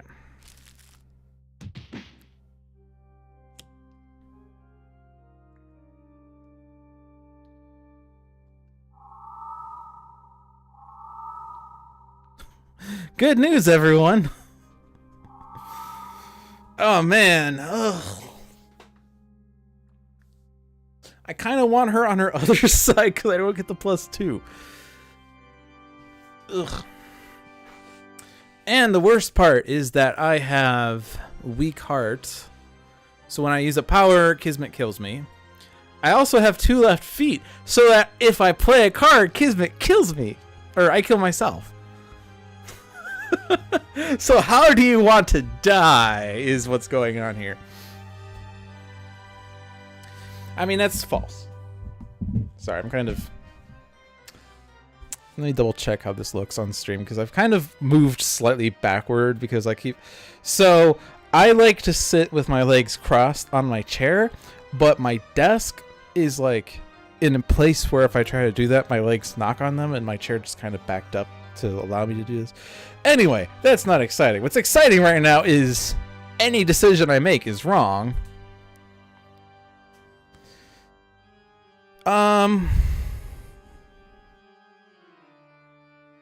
I mean, I can destroy the one where Kismet deals me damage when I use a power. And then I could use a power. The thing is, I would have to make sure, because like the statement whenever that hero uses a power takes effect after the power resolves, whereas the clause whenever that hero's player plays a card, that triggers when the card enters play.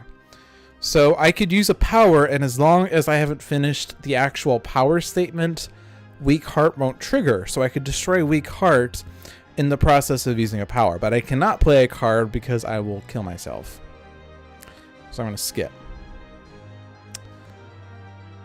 But I can use a power. I need to make sure I destroy weak heart before all the powers resolve. Unfortunately, so let's see. So Lyra, we said, was not useful. So I can start with the harp to use a power. And then I have to do the melody one to destroy weak heart. And now I won't be dealt damage by Kismet right now. Problem is I'm not lasting.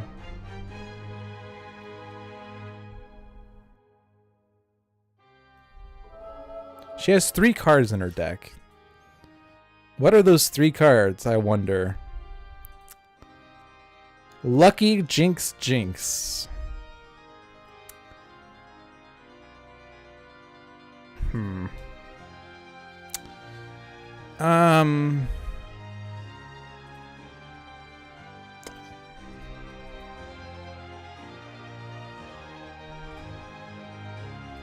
Actually, 2 left feet is fine. As long as Fanatic has us redirect damage to Kismet. That's the only thing I can really do. So we'll do this. And then we will redirect all hero damage to Kismet. And then we will hope that we don't die. Which is becoming increasingly more likely that I'm going to die. And this is where it ends. This is the end. You're seeing the death happen before your eyes. It doesn't even matter what I choose because I'm dead.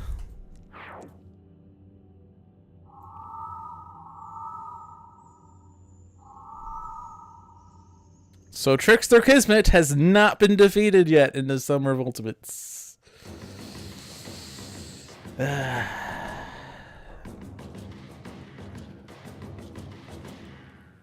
to think that if Fanatic had survived, we could have gotten her to Wrath or Retribute a second time. Well, probably not actually in time, but... Oh well! Time for the random match.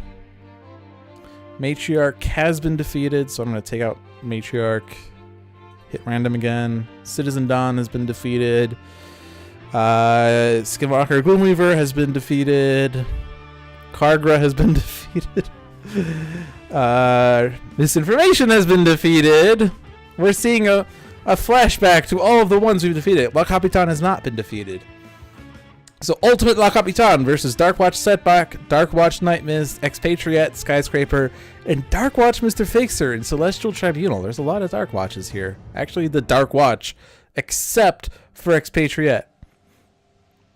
Hey, Dover, thank you for the 100 bits. Stabbed by Morton's fork bits. Ahoy, Ninos, hand over all of your valuables or get thrown overboard. Stand down, evildoer. You are faced by heroic heroes and we're good at things. So, Setback has Fumbling Fool, Karmic Retribution, Reckless Rush, Silver Lining. Nightmist has Mistbound, Mist Form, Starshield Necklace, Tome of Elder Magic. Expatriette has Hollow Points, Liquid Nitrogen Rounds, Quick Draw, Shock Rounds. Skyscraper has Compulsion Canister, Explosive Reveal, and 2 Rests and Recovers. Darkwatch Mr. Fixer has Alternating Tiger Claw, Grease Gun, Riveting Crane, Salvage Yard. Darkwatch featuring Skyscraper. Yes, I know it's the Darkwatch, except for Skyscraper. But Skyscraper really wants to be in the Darkwatch because, like, it's cool. Alright, so, advanced. At the start of the villain turn, destroy a hero, ongoing, or equipment card. On the flip side, the first time La Capitan will be dealt damage each round. Redirect that damage. The non-villain target with the highest HP. Challenge. At the start of the game, cards are revealed from the top of the villain deck until 5 crew cards are revealed and put to play. Other revealed cards are shuffled back into the villain deck. Whenever La Capitan flips, the crew card with the highest HP in the villain trash is moved into play. So we start with the ship. We get Mabel. So 3 card plays this turn. La Piste, Battle Forged, Final Breath, True Shots. First of 3 card plays, Plunder, which does nothing. It's a Desperation where instead of Harpy, Darkwatch gets Skyscraper on the team. Second card play says Skyscraper cannot use powers. So there goes Sky on the team. Third card play, Captain's Orders. I'm surprised that we did not get the thingy that does extra crews. Because I feel like every single time that I play... Is it Raiding Party? Yes. I feel like every single time I play Challenge La Capitan, she starts with Raiding Party, so she literally starts with every crew in play. But we did not have that happen. Now, we kind of have a lot of priorities.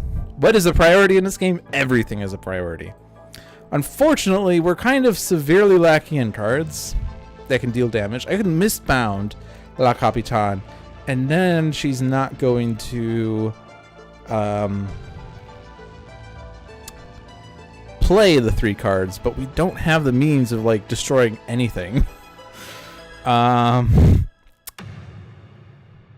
Yeah.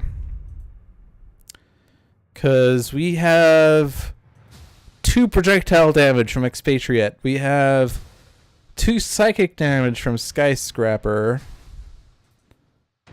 I guess we could put this on Final Breath because that will do an extra damage on Mabel. We can do 3 melee damage, but that's not going to hit Mabel. This is 2 melee damage, but that's not going to hit Mabel.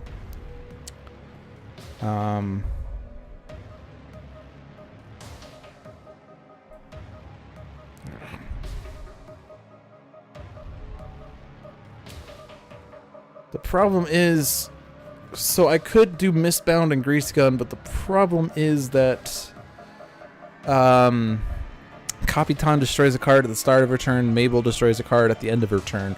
We could destroy Mistbound with Mabel at the very least, because that's expired. Grease Gun, however, I would have to find a way to keep it in play, which if I do Compulsion Canister, we could destroy a Compulsion Canister. So that's probably what we can do. So I guess then we'll Reckless Rush, because we have to get moving.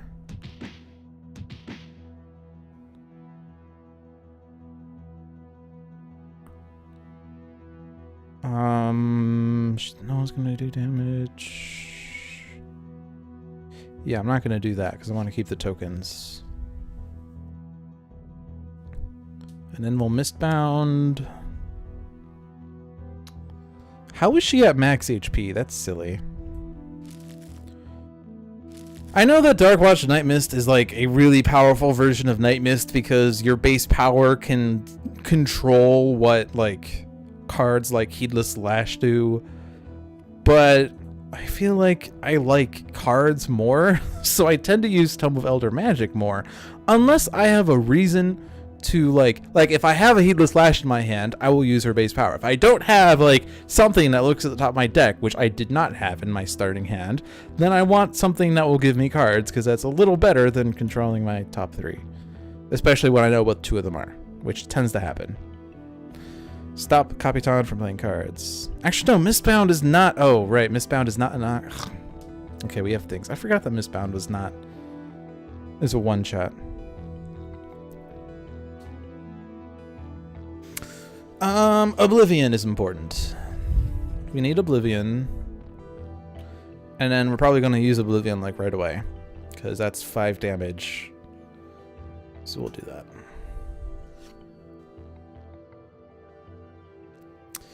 I mean, like, there's an argument either way, really. I know, like, John, at the very least, views Darkwatch Nightmist as far superior to base Nightmist.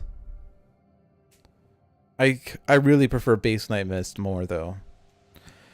But, like, the thing with Darkwatch Nightmist is that, like, you can't just, like, put out the amulet, put out the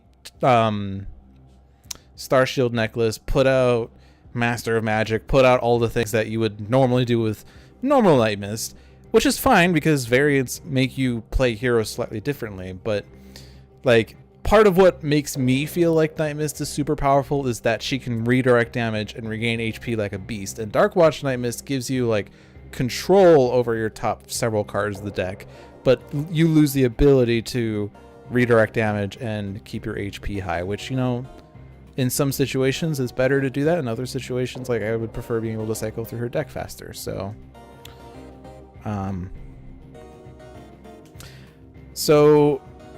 Fosuke, I would probably not, like, I used to put stock in the win rate statistics, but then I realized that some of them are kind of biased. In fact, it's sort of self-fulfilling in a way, because like the win rates that are lower, people tend to avoid, and so they stay lower because other people will play the heroes with higher win rates and get better at them, which will lead to higher win rates for those heroes, while the low win rates stay low. So I kind of just avoid putting stock in win rates. Like, I don't trust those statistics anymore.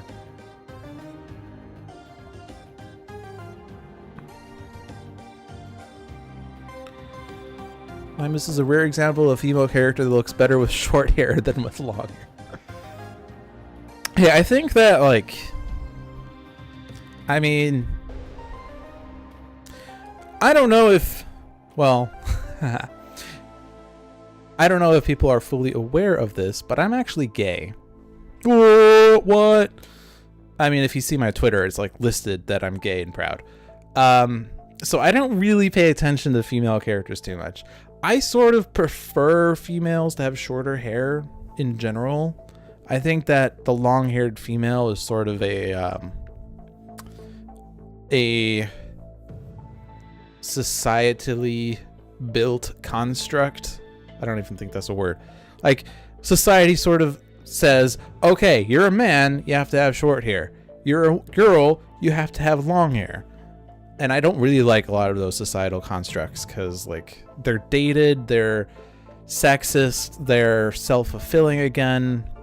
So, like, I like women who wear short hair because they combat the style. I also like men with long hair. In fact, I kind of prefer men with long hair.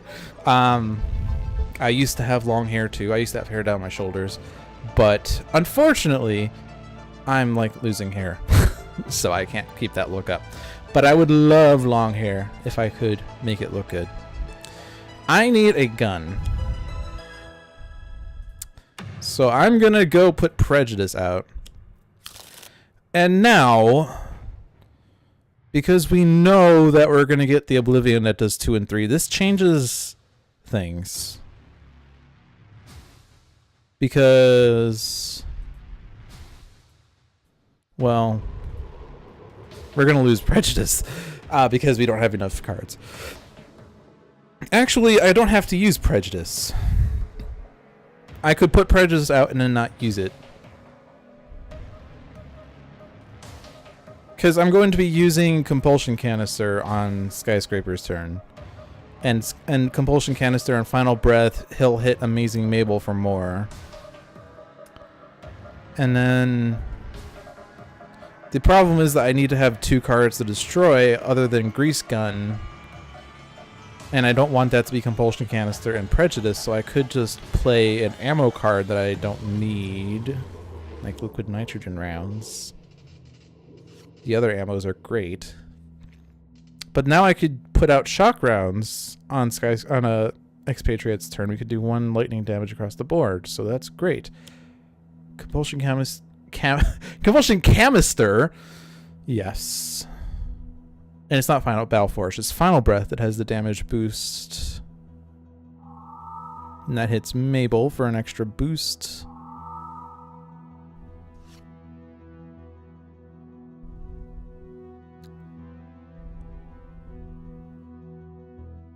I agree to a degree. That's really funny phrasing. I don't mean to like to poke fun. It's just I agree to a degree is like weird to read. You play Prime Warden's Captain Cosmic to try and increase his win rate. Like, Prime Warden's Captain Cosmic is really powerful if you can get a lot of constructs out. It's just really difficult to be able to get a lot of constructs out, because first, you don't have the ability to churn out all the constructs, unless you're playing with the Prime Warden's team, in which case it's really easy. And then you have to keep the constructs out, which can be tricky. If like if you're playing against Iron Legacy, you kind of can't. But I definitely love situations with Prime Warden's Captain Cosmic where like all of his constructs get destroyed and he plays a bajillion cards. Win rates give more of a sense of who is easier to win with, not always who is most powerful if played expertly. Yes, exactly. Yeah, so we're doing Grease Gun because I have to do Grease Gun.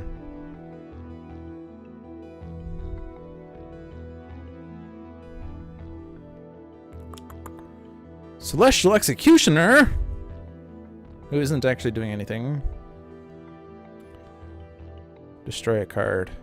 So, Compulsion Canister can go. Unfortunately, that means it goes underneath her instead of it's a Skyscraper's trash. Can't play cards, can't deal damage. Can't play cards, can't deal damage. Can't play cards. Destroy Liquid Nitrogen rounds. And then can't deal damage, can't deal damage. Can't deal damage. Alright. We survived! Now to stay alive. I kind of feel like I still got to put out cards to keep people alive. Or to keep cards out. So, Silver Lining, and then I'm going to remove a token to reduce the next damage dealt to a hero target by 2. And then we can keep Setback from taking more damage from the Oblivion. Deal the 2 to everybody.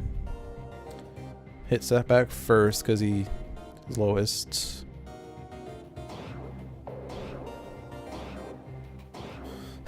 I'll keep it at that and not go into details because this is a PG stream. If you don't want to be in a PG stream, you should come to Loot Dolphin stream because, well, we tend to go NSFW all the time. That's why I have Loot in my name. But anyway, all right. We don't know what the top 3 cards are, or her top 3 cards are, because we did Oblivion. Hey, look, it's another Oblivion. I guess we're going to just. This is how we deal with this game. We just do Oblivions. All right. Now I could. Ooh, I have Tactical Shotgun now. All right. So Can Skyscraper go huge? She cannot. Sadness. If I want to get rid of La Paradoja Magnifica, I kind of can't. I could hollow points for 4 damage. I could tactical shotgun for 4 damage. If I shock rounds, I do 1 damage to everything. But unfortunately, Skyscraper cannot deal damage because there are no links in play. And then Mr. Fixer could either deal irreducible damage or make damage dealt to a target irreducible. Actually, no, he could. Oh, no, he doesn't have overdrive and trash. Ah! The ship is staying in play. That's the long and short of it. So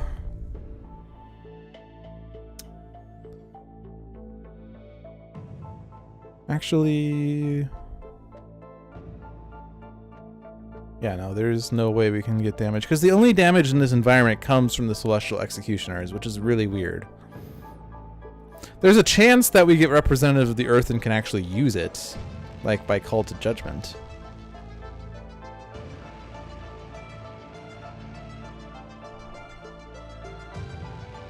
It's a very small chance, though. Well, I'm just gonna put that with shotgun and we'll do 4 damage to La Paradoja Magnifica.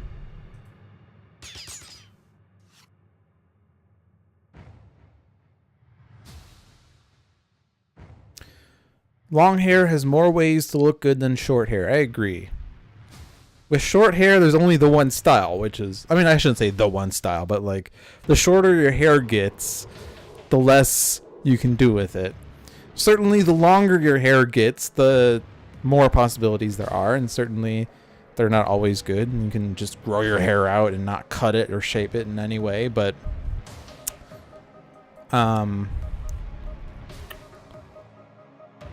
let's see, who's doing the most damage here? Lepiste.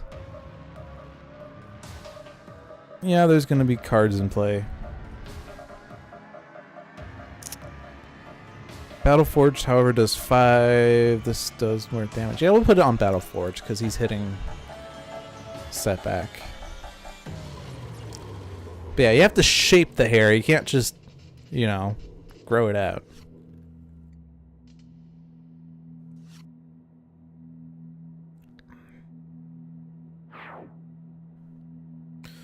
Okay. Well, I don't think... Well, I guess there is that crew that has irreducible, or has a damage reduction. I'm going to put out Riveting Crane, though, because I don't really care for it.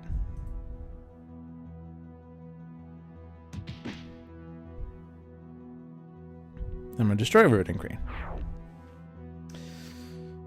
Ooh, good, Driving Mantis. That's a good one.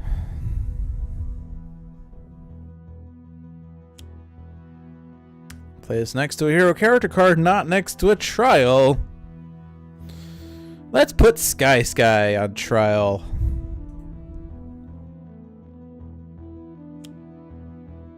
And then we get Celestial Chamber. And then I have to destroy a card. And then we have to do damage. Walk the plank so Fixer can't use powers. And then Plunder destroys every other card that's in play right now.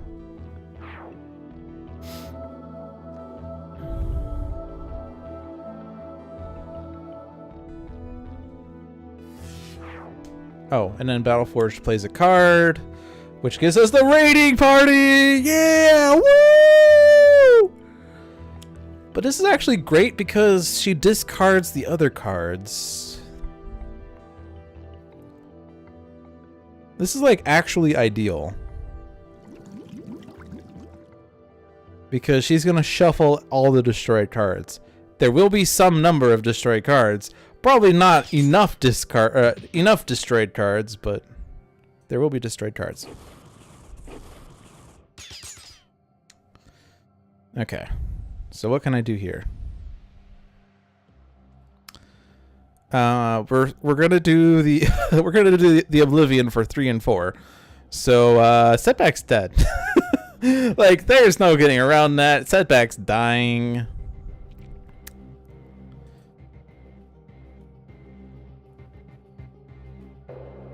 I could whip sorry, right? Whip sorry would destroy the cards underneath La Capitan, right? Let me double check this. Yes, it does. I don't know why it doesn't show it as being underneath, but those are underneath her. So we could do that easily. And then we could destroy things, and then we could add tokens, because there's nothing else I can really do. I don't want a Fumbling Fool, because that's going to shuffle her trash.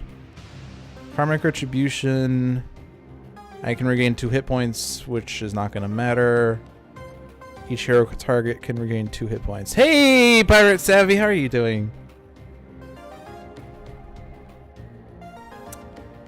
So is there... If I put Compulsion Canister in Sky's trash, we can make her tiny and she can get it back. We can also make her go huge and she can do 2 damage across the board, which is probably better because we want to get as many things destroyed and therefore shuffled back into the deck.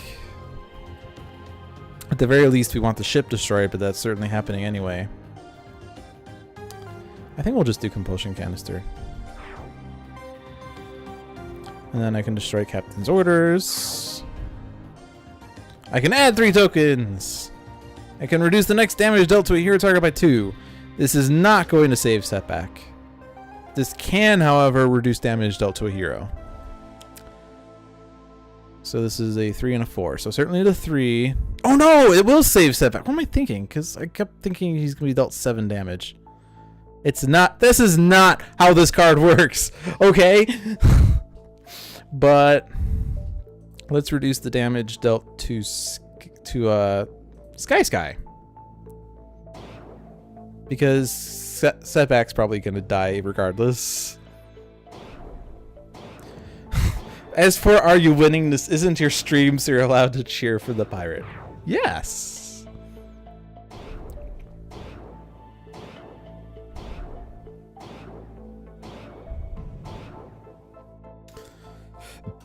Excuse me.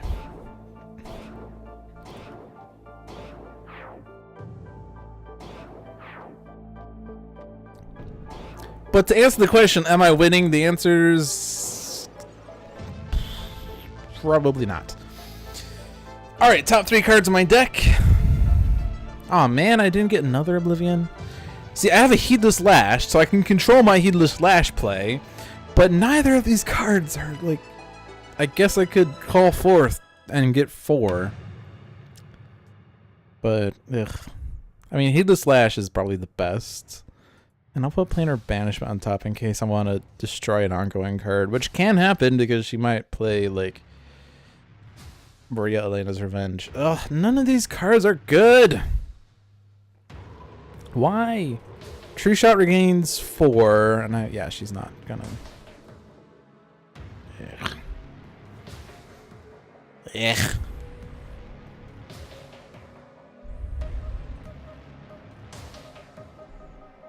You always gotta root for your favorite Dolphin. Yes! I'm our favorite, guys!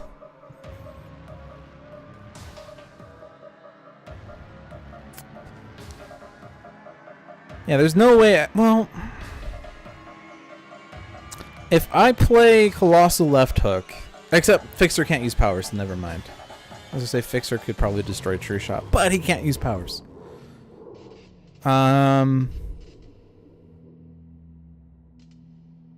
Yeah, I can't destroy True Shot. It's fun to try to get True Shot destroyed, but True Shot is not getting destroyed here.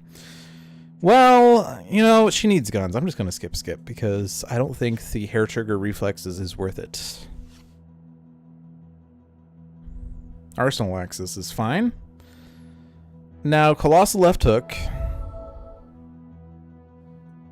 Can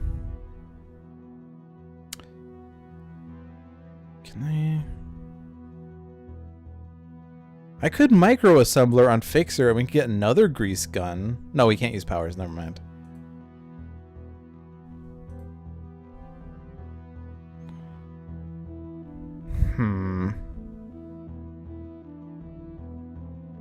So she has to stay huge. So she's going to play Micro Assembler. And I guess we could put that on Expatriette and she can get guns. So... I'm just... Yeah, I need to get as many crew out as possible. So I'm going to hit Siegebreaker. I don't think he's going to get destroyed though, but... we can get him down. Discard a card. Explosive Reveal, I guess. Micro Assembler. On Expat. I should just use powers. You know, I would love for Fixer to use powers, but Capitan said no.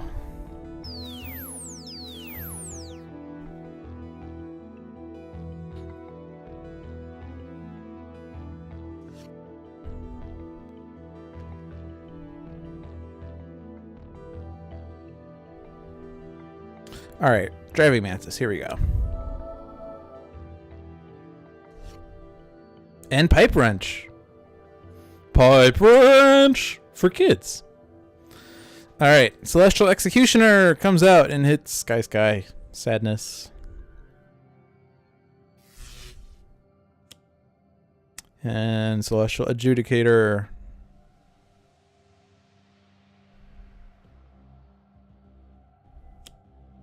And Battleforged is out, but she shuffles.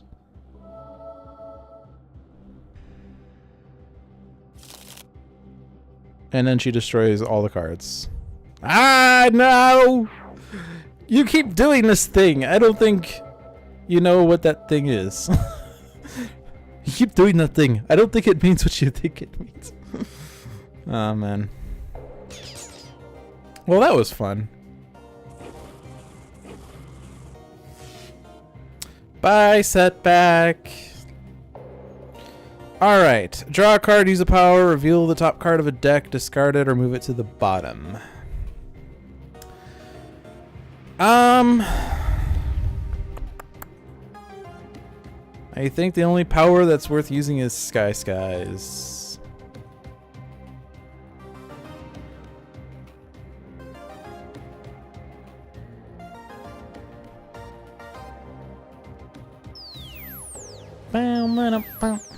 This is my favorite part of this song. I don't know why. It's such a good song. I love it so much. I say like I don't know why, but it is actually good. Alright. I don't want to destroy ongoing cards or equipment cards. I guess like destroy an environment card wouldn't be bad. But I'm just gonna tome. I want cards. So I'm getting cards. Like Mistbound. There we go. And then I will search for a flak jacket. No, this is actually good. Not submachine gun. Assault rifle. And then True Shot's impossible to get out, so I'm not gonna even bother.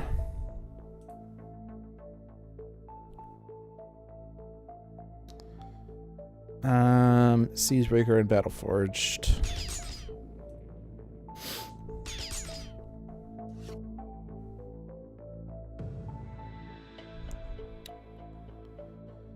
I want to stay huge.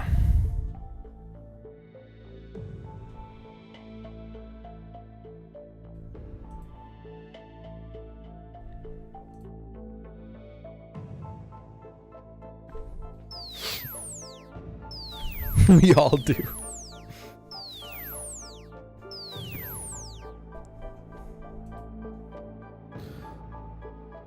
Yeah, we're kind of walking on eggshells here because I'm not 100% sure how we can get past this. Now, do I want to use this power? I could destroy the tome, I guess. The tome that I worked so hard to get, I'm going to get rid of. I don't want to do that, though. He's hitting non-villains. He's going to destroy the Celestial Executioner, though. No, he's not, because he has a -1. No, because... Ugh! That wasn't really what I meant to do, but fine.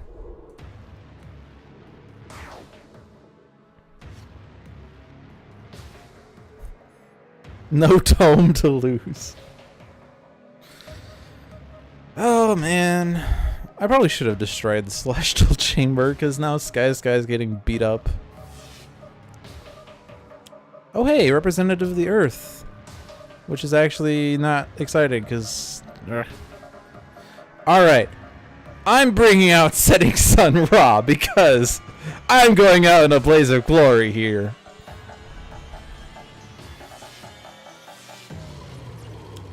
Welcome to Dolphin's Dive, where I just eschew all strategy and bring out burning cards out of rage and fury.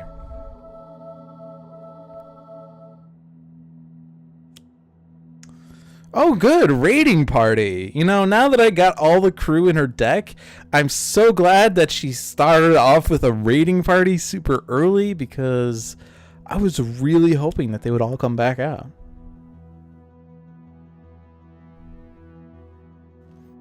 And then I can destroy a card. I don't know which is better. I want to keep the Pipe Wrench. I like Pipe Wrench. But Mabel's going to destroy it anyway, so who cares? They're both getting destroyed. But at least Pipe Wrench could do something. And look, you destroyed a card, so you get to play a card. Like Captain's Orders.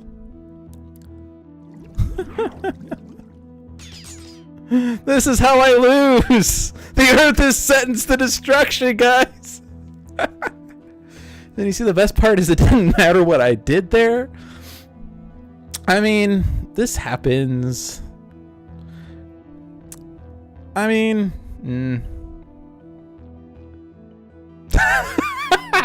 it's not the first time the stream ended with the Earth being sentenced to destruction. Yes, Capitan didn't beat me. The environment did. Oh well. I will do the thing I did last time this happened, which is I'm going to do my outro here, and then we'll just have this game blow up. But as fun as Celestial Tribunal is, it does have the propensity of having you lose the game without you having an ability to prevent it. And someone actually argued with me about this, that, you know, if you don't want this to happen, then just always pick Freedom 5 Legacy and destroy Representative of the Earth. Except, remember that Representative of the Earth doesn't let you use the power directly. It's in fact another card that lets you do it, a card we didn't see in this game or in the previous game. So, you know, we haven't been able to use the power on that hero's card because it didn't happen. So, this was out of our control. And, I mean, this is a mini expansion environment, so I can be more forgiving of it, because it's those environments tend to have tricky mechanics that aren't necessarily 100% fair. I feel like this isn't 100% fair.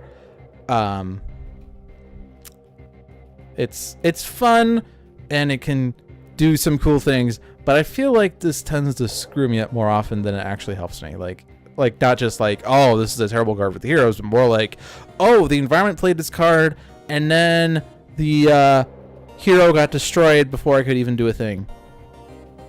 And it could even happen even within the environment turn, like if all the Celestial Adjudicators just hit him. Anyway, I feel like I'm critical of decks more often than I should be for being the streamer that I am. But anyway, it is a fun environment. I love the music, so I'm not going to be too harsh on this. But anyway, thank you for watching, everyone. I hope you enjoyed this Dolphins dive. We did pull off one victory against Ultimate Chokepoint. Unfortunately, the other two villains didn't play as nicely, but the summer/fall of Ultimates will continue on as we try to defeat these last 8 villains. And hopefully we'll be able to finish this off before we get to the winter, so that we can get to the winter of standards, so I can relax. But we'll see. Thank you for watching.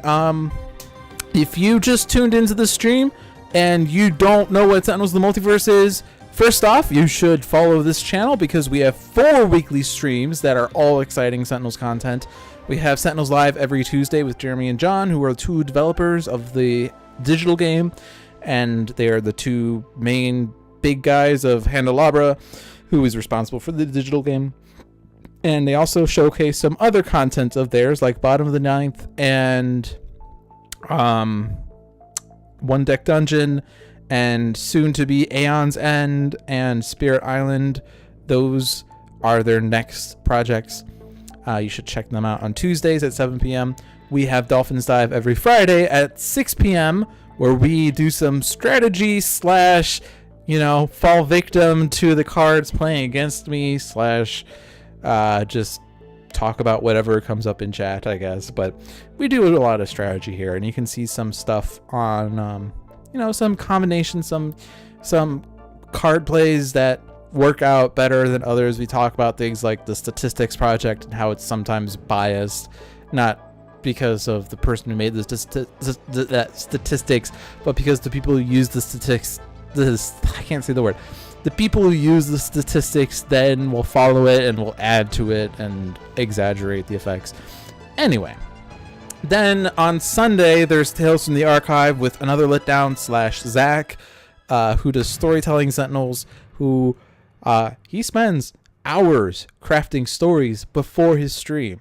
And then he does his stream, and it's so cool. And then you see me, who just kind of pops up. I'm like, hey guys, I just woke up from a nap. I'm probably the laziest of the 4 streams, but hey. And then Monday, you have the brother-sister duo, Pirate Savvy and Dover, for On Deck, if you want to see some people with a nice rapport and very, very great chat interactions, I have to say. Like, I'm not really that great at chat interactions. Pirate Savvy and Dover are beast. Follow them, watch all the other streams. Yes.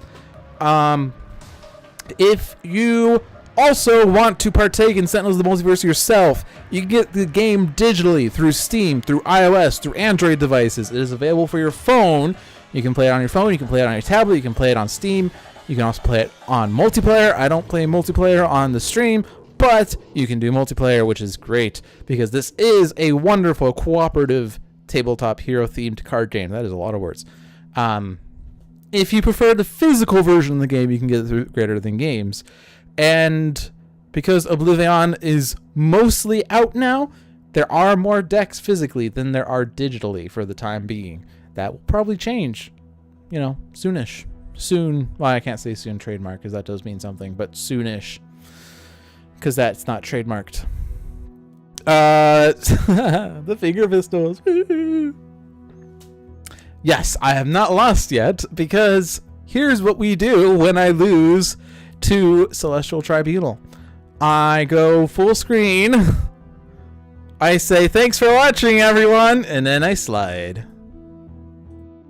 Bye, everyone.